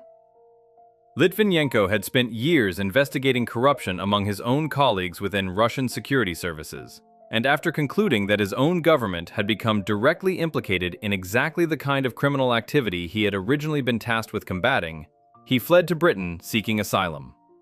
In November 2006, only weeks after Politkovskaya's murder, Litvinenko was poisoned with a rare radioactive substance called polonium-210, slipped into a cup of tea during a meeting in London, and died several agonizing weeks later in a British hospital. A subsequent British public inquiry concluded that the operation had almost certainly been carried out by Russian state agents, and that the operation had probably been approved at the very highest levels of the Russian government. Whatever the precise chain of authorization behind this specific killing, and different sources and investigations have reached varying conclusions about exactly how directly it traces back to the country's top leadership, the broader pattern the case illustrates remains impossible to dismiss. A willingness to use methods indistinguishable from organized crime assassination, extending even to exotic radioactive poison delivered on foreign soil, against individuals judged to have become inconvenient to the interests of Russia's ruling elite. Scholars and journalists who have spent years studying this specific dynamic have developed a term intended to capture exactly how thoroughly criminal methodology and formal state power had merged together across this period, describing the resulting system as a mafia state, a political structure in which centralized corruption controlled by a small, entrenched political elite actively manages and directs societal and economic structures using methods borrowed directly from organized crime itself. This progression, according to scholars examining the pattern, tends to move through recognizable stages, beginning with ordinary corruption inside a single dominant political party, advancing through a period of oligarchic wealth accumulation during rapid, poorly regulated privatization, and eventually culminating in what analysts call full state capture, a condition in which laws themselves are actively manipulated and rewritten specifically to serve the interests of the small ruling elite that has, by this point, become functionally indistinguishable from organized crime in everything except formal legal status. One particularly telling observation from a financial columnist studying this dynamic captured something that resonates directly with themes already explored across earlier sections of this account, describing how Russia's ruling political structure appears to operate according to what he called a mobster honor code, one in which betrayal and disloyalty function as unforgivable sins, in a manner considerably more absolute and more consistently enforced than almost any comparable standard found within ordinary democratic politics anywhere else in the world. This observation deserves particular attention because it suggests something genuinely distinctive about how deeply the specific values and operational logic of organized crime, forged originally inside Stalin's labor camps decades earlier and refined across decades of shadow economy activity and violent post-Soviet competition, eventually came to shape the actual conduct of formal state power at the highest levels of Russian governance, rather than remaining confined to the criminal underworld that first developed them.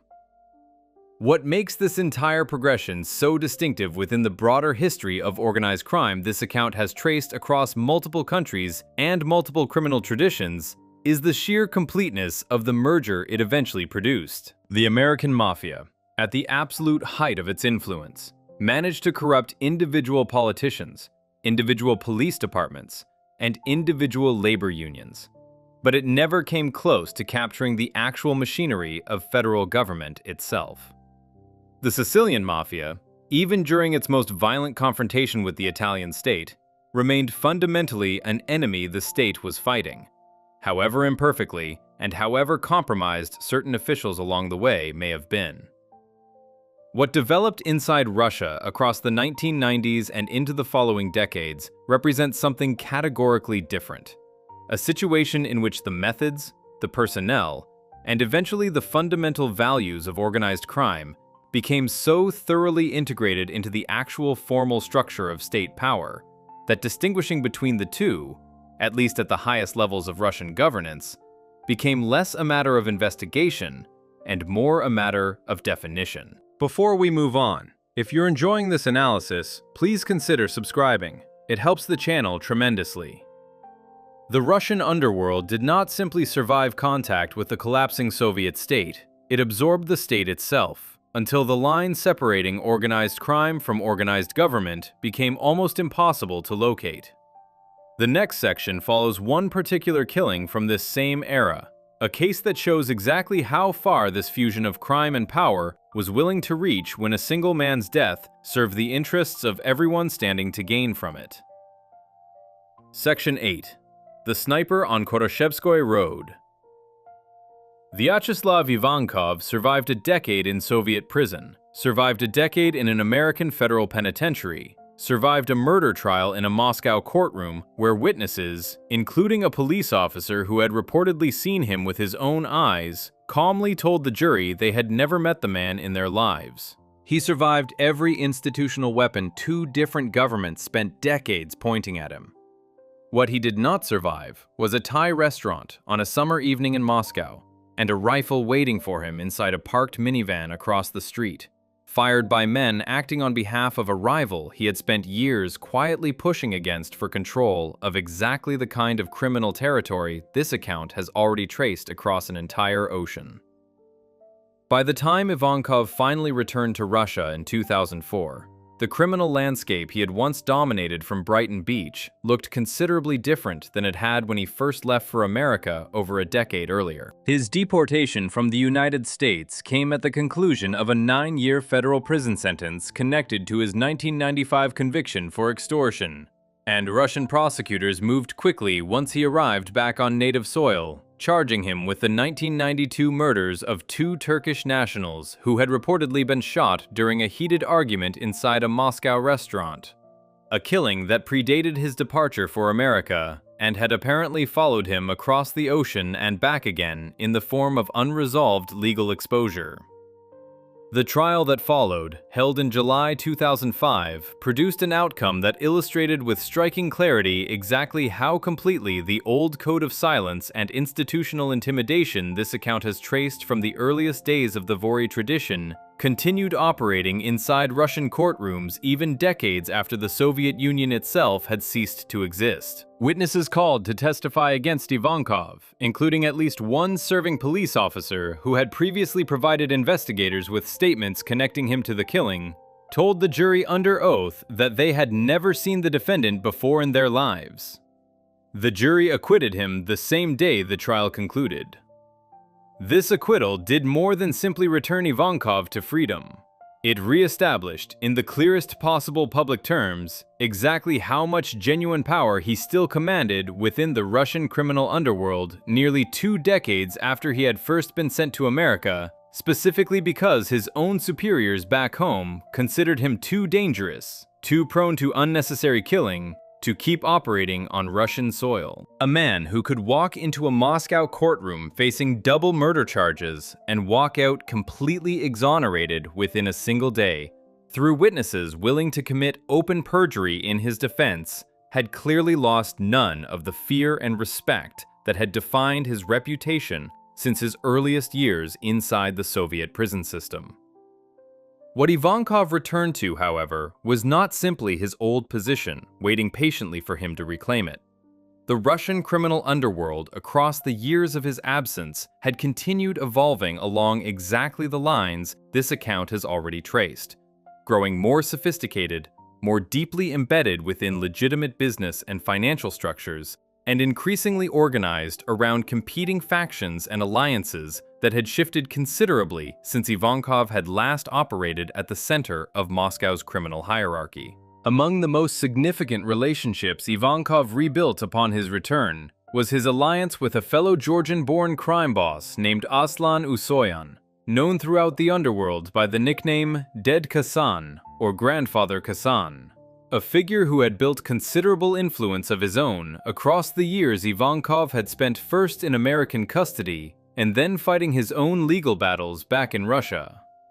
This alliance placed Ivankov and Usoyan on one side of a rivalry that had been building for years, against a competing faction of predominantly Georgian criminal leadership, centered around another significant figure named Tariel Oniani, believed by investigators to control a network sometimes referred to as the Kutaisi Gang, considered by some assessments to be among the most influential organized crime groups operating anywhere within Russia during this period. The specific origins and grievances driving this rivalry between the Usoyan and Ivankov faction on one side and the Oniani-aligned network on the other trace back through years of accumulated competition over territory, criminal proceeds, and status within the informal but genuinely consequential hierarchy governing which figures held the greatest authority among Russia's community of formally recognized Vori v Zakonie. This kind of internal competition for status and authority among established, code-bound criminal leadership represents a direct continuation of patterns this account has already examined, stretching back to the earliest post-Gulag emergence of organized crime factions competing for dominance across Moscow during the chaotic years immediately following the Soviet collapse. Patterns that, evidently, had lost none of their capacity for producing sustained, lethal conflict even decades later. And even among men who had, by this point in their respective careers, accumulated genuinely enormous wealth and influence, that might, in a different kind of criminal culture, have provided sufficient incentive toward negotiated peace rather than continued violence. On the evening of July 28, 2009, Ivankov left a glitzy Thai restaurant located on Horoshevskoye Road in Moscow, an establishment that, by every account gathered afterward, represented exactly the kind of visible, comfortable public venue a man of Ivankov's stature and wealth might reasonably choose for an evening meal, rather than the kind of guarded, private location a genuinely careful target might have insisted upon, given the accumulated years of rivalry and violence already surrounding his return to Russia. As he stepped outside, a sniper positioned inside a minivan parked across the street opened fire, striking Ivankov in the abdomen. Investigators who arrived at the scene afterward discovered the rifle used in the shooting abandoned inside the same vehicle, left behind by attackers who had clearly planned their escape route with considerably more care than they had bothered to conceal the specific weapon used in the attack. Ivankov survived the initial shooting, but the wound proved severe enough that he required multiple surgeries over the following weeks, remaining hospitalized continuously without ever recovering sufficiently to leave medical care. He died on October 9, 2009, 73 days after the initial attack, at the age of 69. Russian investigative authorities announced his death without immediately clarifying the precise medical cause, though the connection to his earlier gunshot wound left little room for genuine ambiguity about what had ultimately killed him. Russian news agencies reporting on his death noted that police across the country were bracing for the possibility that his passing might trigger a fresh round of gang warfare, as various factions moved to fill the resulting vacuum in criminal leadership and territorial control. The funeral that followed, held on October 13, 2009, at Moscow's Vagankovo Cemetery, a burial ground traditionally reserved for some of the most notable figures in Soviet and Russian cultural and political history, drew a level of public attention and underworld participation that illustrates, with unusual clarity, exactly how significant Ivankov's death actually registered across the entire post-Soviet criminal landscape.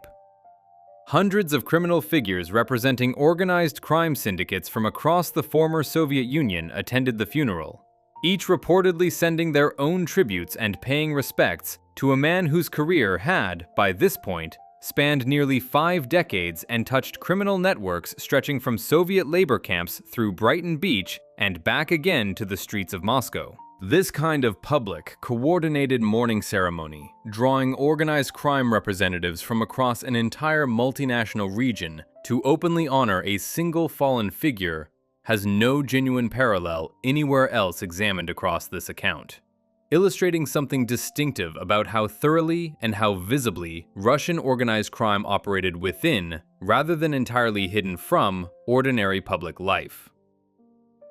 The investigation into exactly who had ordered and carried out Ivankov's killing stretched across more than a decade before Russian authorities finally brought formal charges against the men they believed responsible. According to the Prosecutor General's office, a Moscow region resident named Ilya Simonia, known within the underworld by the nickname Macho, had organized the murder specifically as a means of redistributing spheres of influence within the broader criminal community. A description that captures, in remarkably direct bureaucratic language, exactly the kind of calculated, business-minded motive that has driven so much of the violence examined throughout this entire account. Investigators identified a man named Astamur Butba as the actual triggerman who fired the fatal shot, while additional individuals, including a man named Kakha Gazayev, were charged with providing and transporting the rifle used in the attack, and another man named Murtaz Shadanya was accused of conducting the surveillance that ultimately allowed the assassination to succeed. Several of the men most directly implicated in organizing the killing, including Simonia himself, fled Russia entirely once the investigation began closing in around them, remaining subject to international arrest warrants that, as of the most recent reporting available on the case, had still not resulted in their capture and prosecution. Investigators and journalists examining the case have consistently connected Ivankov's assassination directly to the broader rivalry between his own faction, aligned with Aslan Usoyan, and the competing Georgian criminal network associated with Tariel Oniani, viewing the killing as an opening move in a wider conflict that would continue playing out across the following several years. This connection gained considerable additional weight less than 4 years later, in January 2013, when Usoyan himself, Ivankov's close ally and the man widely regarded as having inherited much of his authority and influence within the broader Russian criminal hierarchy, was killed in almost precisely the same manner that had claimed Ivankov's life, shot by a sniper as he left a Moscow restaurant, having reportedly already survived 4 previous assassination attempts before this final, successful strike finally ended his life at the age of 75. This pattern, in which the very method used to kill one prominent criminal leader was subsequently employed again, years later, to kill his own closest ally and successor, illustrates something important about the particular character of violence within this specific criminal culture that sets it apart from patterns examined across other sections of this account. This was never simply a single decisive strike meant to settle a specific grievance and restore stability once the deed had been accomplished. It represented instead one recurring episode within a genuinely sustained, multi-year campaign of assassination and counter-assassination between rival factions. A conflict that continued consuming senior criminal leadership across an entire decade, with a persistence and a body count that suggests something considerably closer to an ongoing war of attrition than an isolated dispute ever fully resolved through any single act of violence. What makes Ivankov's death particularly significant for understanding the broader arc this account has traced across the entire history of Russian organized crime is what it reveals about the ultimate fate awaiting even the most successful, most internationally significant figures this criminal culture ever produced. Ivankov had built an empire spanning 2 continents, survived imprisonment inside 2 entirely different national justice systems, and successfully defeated a formal murder prosecution through witness intimidation so complete that sworn police testimony simply vanished the moment it mattered. None of that accumulated power, wealth, or reputation ultimately protected him from a single sniper positioned across the street from an ordinary restaurant, waiting for him to finish his meal and step back out into the open air of a city he had once controlled from thousands of miles away, and had finally returned home to rule once again. However briefly that final chapter of his extraordinary criminal career actually turned out to be. Before we move on, if you're enjoying this analysis, please consider subscribing. It helps the channel tremendously. Ivankov survived 2 prisons and 1 rigged courtroom, only to die outside a restaurant he had no real reason to fear. The next section turns toward the place where this entire story eventually loops back on itself, following the reach of Russian organized crime as it extended far beyond its own borders and into the streets, banks, and governments of an entire connected world. Section 9. $10 billion through one American bank. By the summer of 1999, American investigators working inside one of the oldest and most respected financial institutions in the entire United States had uncovered something that should have been impossible under any functioning system of financial oversight. Billions of dollars connected to Russian organized crime had been moving directly through the Bank of New York, one of the most established names in American banking, flowing through accounts that bank employees themselves had helped set up and maintain. And nobody inside the institution, or the government agencies meant to police it, had noticed until the scale of the operation had already grown large enough to represent a meaningful fraction of Russia's entire national economy. The scheme that investigators eventually uncovered traced back to a company called Benex, ostensibly an ordinary trading and consulting firm, but in practice, a vehicle for moving enormous sums of money out of Russia and through the American banking system, with remarkably little scrutiny given the amounts actually involved. Benex was owned by a man named Peter Berlin, whose wife, Lucy Edwards, worked as an executive within the Bank of New York's own international banking division. A detail that illustrates with unusual directness exactly how this specific scheme managed to operate for as long as it did. Edwards and a colleague, an administrative assistant named Svetlana Kudryavtsev, both worked inside the very institution whose internal safeguards were supposed to prevent exactly the kind of large-scale, poorly documented money movement their own positions allowed them to help facilitate. Investigators later determined that more than 160,000 separate money transfers moved through accounts connected to this scheme between 1996 and 1999. Channeling billions of dollars from Eastern Europe through the Bank of New York and eventually back into Russia itself, completing a circuit that allowed illegally acquired Russian capital to briefly pass through the American financial system and emerge on the other side looking considerably more legitimate than when it had started. Investigators examining the case determined that between October 1998 and March 1999 alone, a period of roughly 6 months, $4.2 billion in suspect money passed through the Bank of New York accounts connected to Benex and several related firms. Officials investigating the broader scope of the operation eventually concluded that the total amount laundered through this single channel over a somewhat longer period may have reached as high as $10 billion.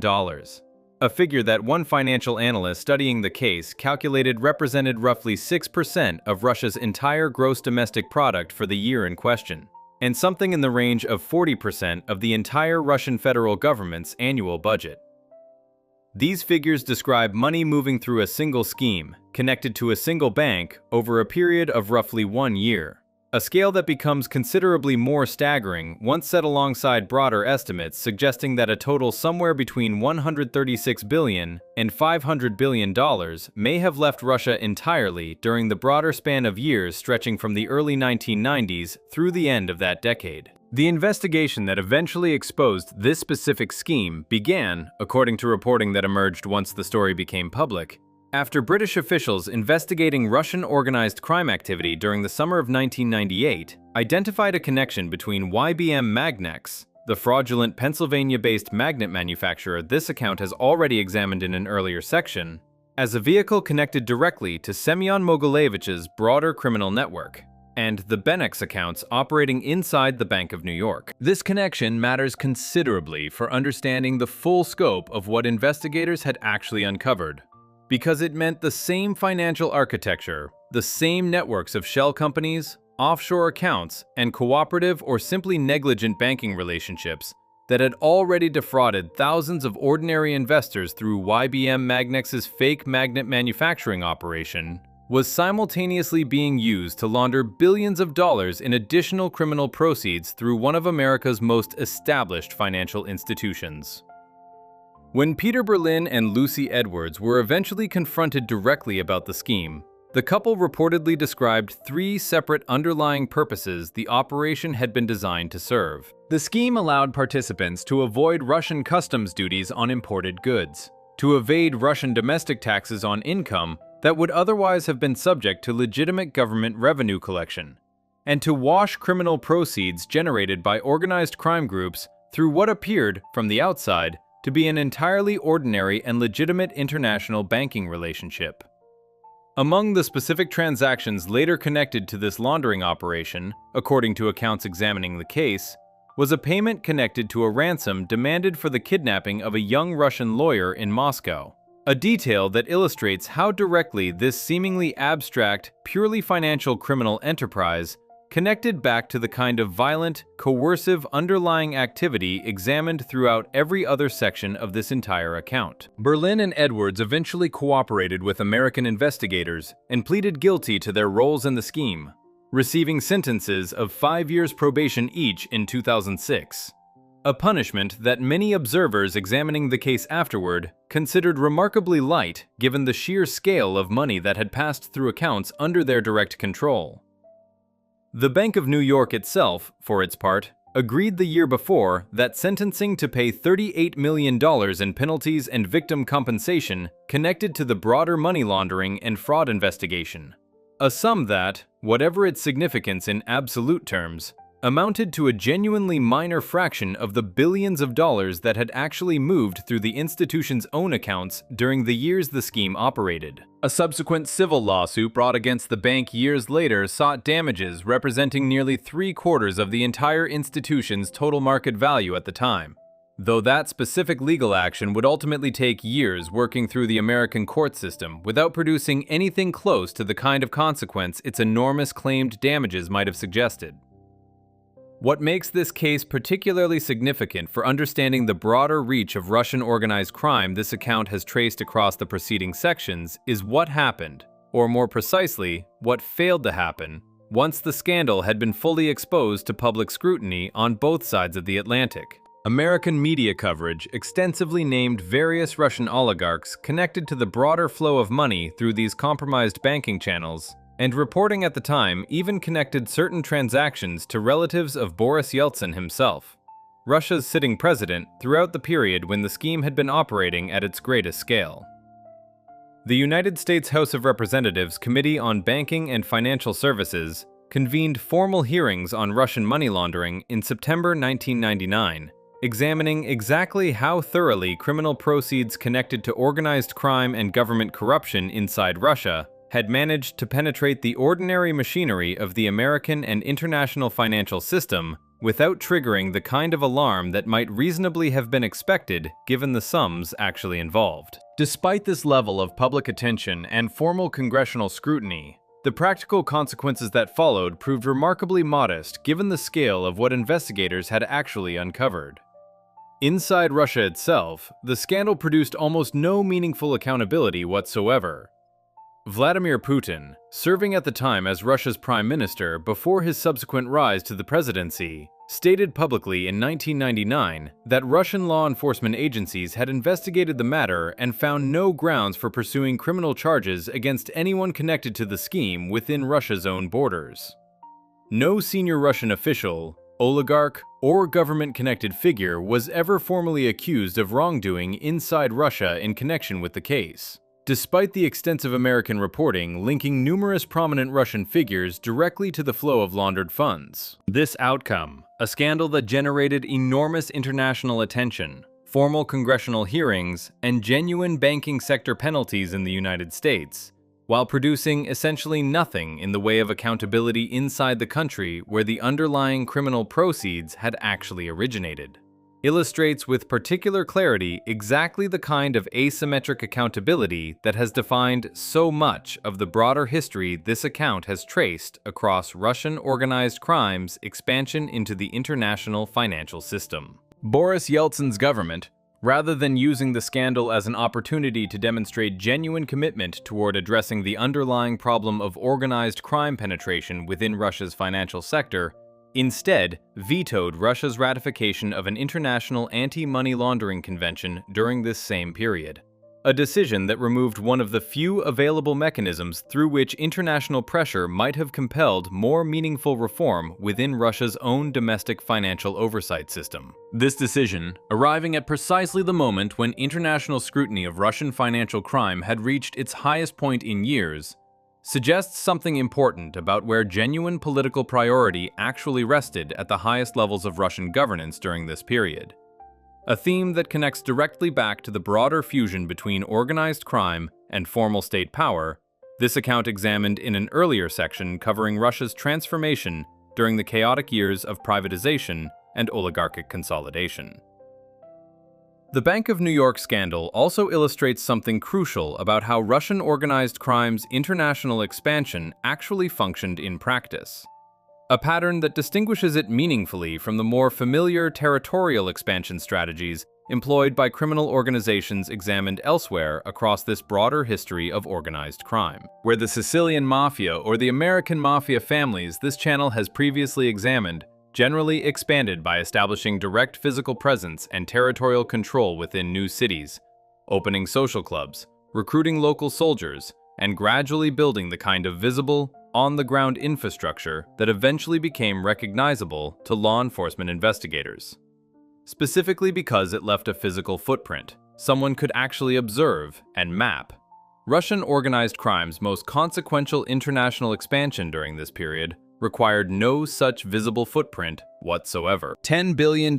moved through one of America's most respected financial institutions, using nothing more than a handful of employees, a modest number of shell companies, and the simple, devastating advantage of operating inside a financial system whose regulators had never developed adequate tools for detecting exactly this kind of large-scale, technically sophisticated criminal activity. This distinction matters enormously for understanding why Russian organized crime, despite decades of sustained attention from law enforcement agencies across multiple countries, has proven so remarkably difficult to meaningfully dismantle compared to more traditional criminal organizations this account has previously examined. A criminal network that requires visible soldiers, visible territory, and visible violence to maintain its operations offers investigators multiple points of vulnerability. Informants who might eventually cooperate, physical locations that can be surveilled, and a hierarchy that, once properly understood, can often be dismantled through the kind of patient, methodical prosecution strategy that eventually broke the back of major American mafia families during the final decades of the 20th century.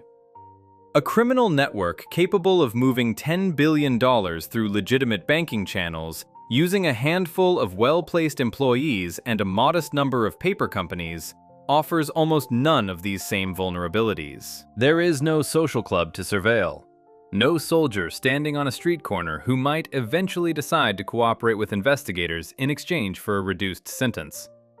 No visible territorial dispute that might eventually erupt into the kind of violence that draws sustained police attention.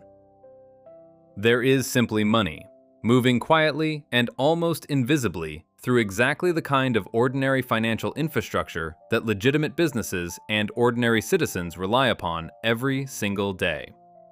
Hidden not through secrecy in the traditional sense, but through sheer, overwhelming volume and complexity that made genuine oversight functionally impossible until investigators happened to stumble upon exactly the right combination of personal relationships and internal access that finally exposed the entire operation to public view. Before we move on, if you're enjoying this analysis, please consider subscribing. It helps the channel tremendously. $10 billion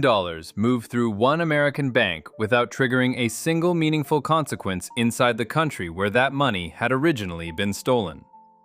The final section of this account draws together everything this history has traced, from a labor camp knife fight over a tattoo to a sniper waiting outside a Moscow restaurant, and asks what all of it actually reveals about the world this particular brotherhood built. Section 10. The Brotherhood that never actually existed. There is a particular kind of quiet that settles over a gulag camp once the fighting has finally stopped. When the men left standing look around at how few of them actually remain, and realize that whatever they had once believed they were fighting to protect no longer exists in any form the original founders of that belief would have recognized. That quiet moment, repeated across decades and continents in one form or another, sits underneath everything this account has traced, from the earliest days of the Vody v Zakonie, through Ivankov's blood on a Moscow sidewalk, and $10 billion disappearing quietly through the accounts of one of America's oldest banks. The story people tell about the Russian Mafia, the tattooed brotherhood bound by an unbreakable code of honor, was never actually the story of what this world became. It was, at best, the story of what it briefly claimed to be before its own history proved otherwise. Return for a moment to where this entire account began, inside the labor camps where the Vody v Zakonie first built their code. Because the shape of that beginning explains almost everything that followed. The traditional thieves who emerged from the pre-war gulag system built something genuinely unlike anything examined anywhere else across the broader history of organized crime this channel has traced through other cultures. They built a fraternity whose entire identity rested on total, permanent rejection of the state. A code so absolute that men who broke it, even by fighting to defend their own country during the single most devastating war the Soviet Union had ever faced, were treated as having forfeited their humanity within that world entirely. This was not simple criminal opportunism dressed up in ceremony. It was, for a period of years, a genuine ideology, sincerely held and violently enforced. And then the Suki won the war that ideology's own rigidity had made inevitable. And the survivors who called themselves Vori v Zakone in every decade that followed carried forward the tattoos, the language, and the title of a tradition whose actual founding principle they had already abandoned the moment they picked up weapons handed to them by the very camp administrators the original code existed to resist. This was the first and, in many ways, the most instructive betrayal examined across this entire account. Not a single man turning on a single boss, but an entire criminal culture turning on its own defining principle and then simply continuing to call itself by the same name as though nothing fundamental had actually changed. Every later chapter this account has traced, the shadow economy quietly building through decades of Soviet stagnation, the explosive chaos of privatization, the fusion between organized crime and formal state power, the international expansion into Brighton Beach and Budapest, and the accounts of the Bank of New York grew directly out of that first foundational compromise. A brotherhood built on absolute principle proved considerably less durable than a brotherhood built on flexible, practical advantage. And the flexible version won so completely that it simply absorbed the name and the symbols of the very tradition it had defeated. This pattern of principle giving way to practical advantage, and then quietly claiming the mantle of the principle it had actually abandoned, repeats itself across nearly every subsequent chapter this account has examined. Consider Vyacheslav Ivankov. Sent to America specifically because his own superiors back in Russia had decided he was killing too many people, too visibly, for even a criminal organization built on violence to comfortably tolerate any longer.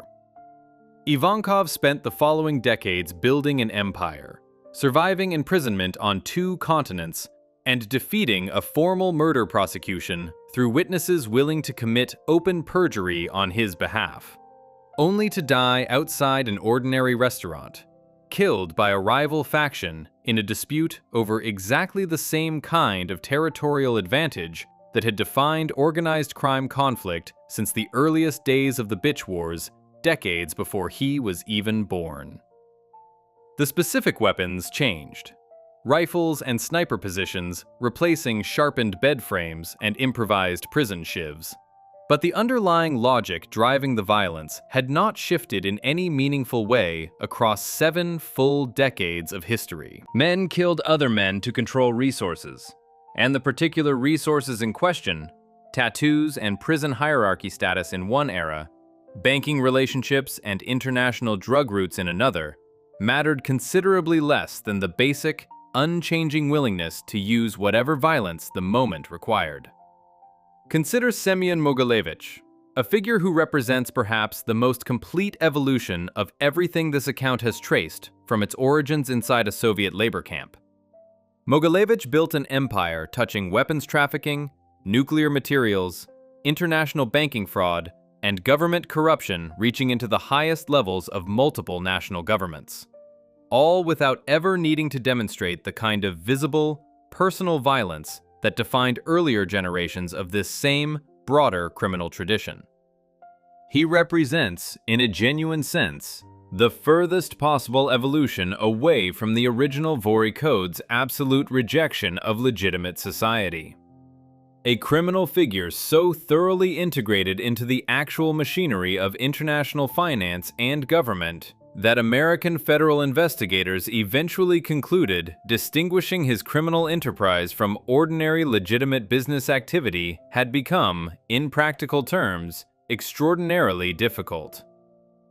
The men who first built the Vorovskoy Mir inside Stalin's camps rejected the legitimate world entirely, understanding imprisonment itself as a kind of home, specifically because it kept them permanently separate from ordinary society and its compromises.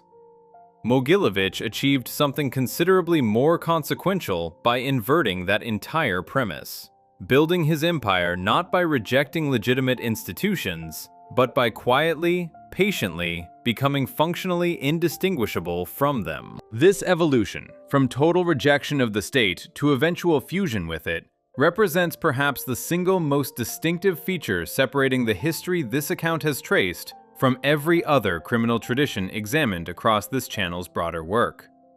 The Sicilian Mafia, even at the height of its confrontation with the Italian state, remained fundamentally an adversary that state was actively fighting, however imperfectly, however compromised certain officials along the way may have been, however long that fight ultimately took to produce meaningful results. The American Mafia corrupted individual politicians, individual unions, individual police departments, but it never approached anything resembling genuine capture of federal governmental machinery itself. What developed across the decades this account has traced through Russia's history moved in an entirely different direction. From criminals who defined themselves through total opposition to state authority, to criminals whose eventual descendants became so thoroughly enmeshed with formal governmental power that a Russian parliamentary resolution felt compelled to formally document in official government language that organized crime controlled the overwhelming majority of the nation's own banking system. There is a specific irony worth sitting with in how completely this progression inverts the founding logic of the entire tradition this account has traced from its earliest origins. The men who built the original Vori code inside Stalin's Gulag system did so specifically because they understood themselves as living under one of the most brutally totalitarian states in modern history. A government whose own machinery of imprisonment and repression had directly produced the criminal culture eventually rising up in opposition to it. Their absolute refusal to cooperate with that state, however brutally enforced and however quickly it collapsed under wartime pressure, represented at least a coherent, if extreme, response to genuine and severe oppression. What eventually emerged from that origin point, decades later, was not a criminal tradition that had somehow defeated or escaped the oppressive state that first produced it, but one that had instead become so completely fused with a newly reconstituted version of that same state's power that meaningful distinction between the two had become, according to multiple scholars who have spent careers studying this exact phenomenon, largely a matter of definition rather than genuine investigation. This account has deliberately avoided speculating about specific, unproven claims connecting particular individuals in Russian government to particular organized crime figures, because responsible history requires distinguishing between documented fact and the kind of unverified allegation that circulates constantly around any subject this politically and financially significant. What remains beyond serious dispute, however, documented not by speculation, but by Russia's own parliamentary resolution, by British courts examining the Litvinenko poisoning, by American congressional hearings into the Bank of New York scandal, by the sheer, undeniable scale of contract killings and banker assassinations that swept across the country during the 1990s, is that the specific mechanisms of organized crime, intimidation, contract violence, the total suppression of anyone threatening to expose inconvenient truths, became embedded within the actual functioning machinery of the Russian state to a degree that has no genuine parallel anywhere else examined across the broader history of organized crime this channel has traced. Return for a final moment to the specific comparison this entire account has measured itself against from its opening line. Goodfellas offers audiences a version of organized crime built around specific, recognizable pleasures. Sharp suits, a table at the back of every restaurant, a tight brotherhood of men who understand and respect a particular code,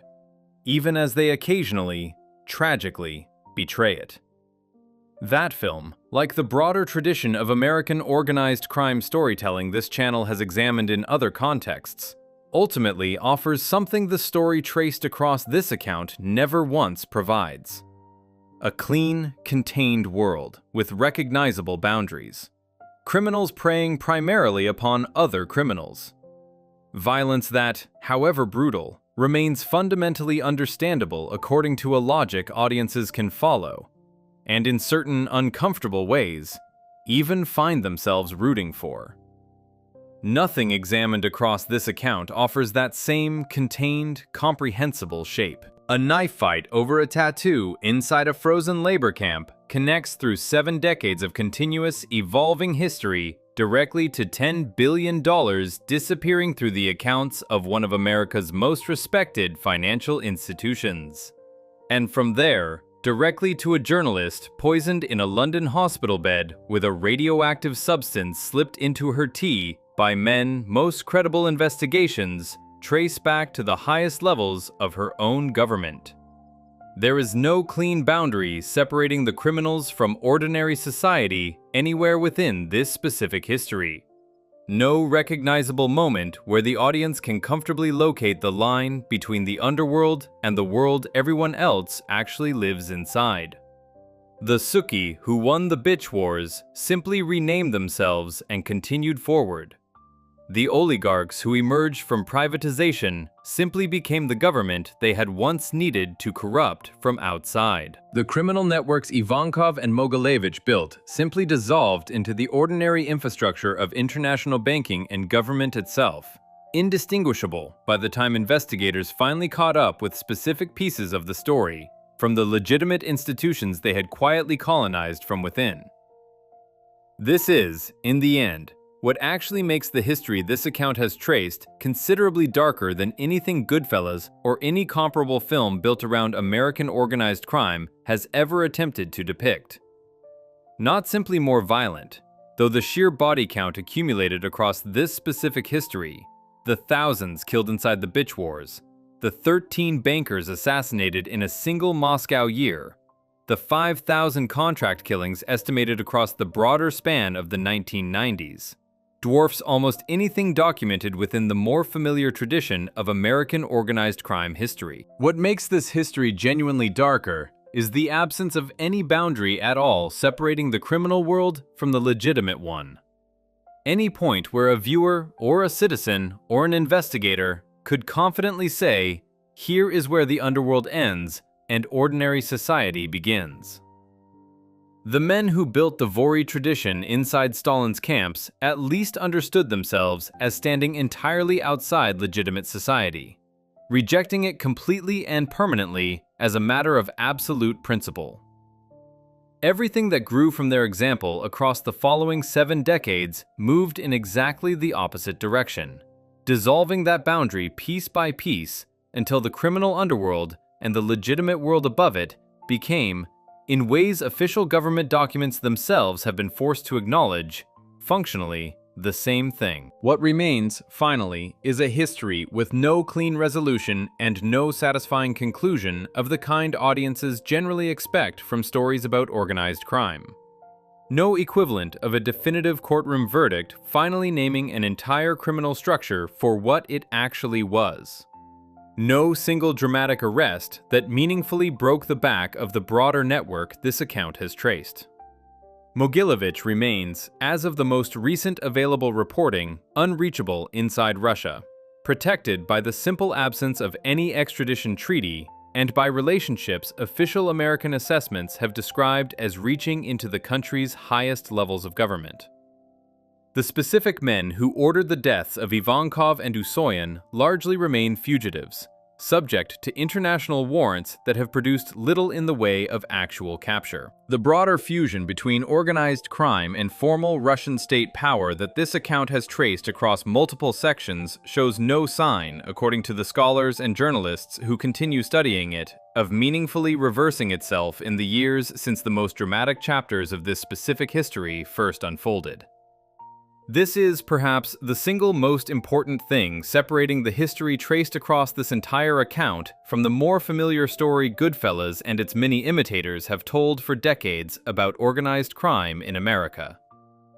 That story, however brutal in its specific details, ultimately offers its audience a world that could be understood, investigated, and eventually, at least partially, defeated. Sicilian bosses went to prison in cages built specifically to hold them. American Mafia families collapsed once enough cooperating witnesses finally broke the silence that had protected them for generations. The history this account has traced offers no comparable resolution, because the thing being investigated never remained safely contained within the criminal underworld long enough for any single institution, court, or government to definitively defeat it. It moved, patiently and with genuine sophistication, directly into the machinery of the very institutions that should have been capable of stopping it. And once that movement had been completed, the old question this entire account opened with, where exactly does the Mafia end and the legitimate world begin, stopped being a question anyone studying modern Russia could actually answer with any real confidence at all. If you enjoyed this breakdown, make sure to subscribe. Thanks for watching, and I'll see you in the next one.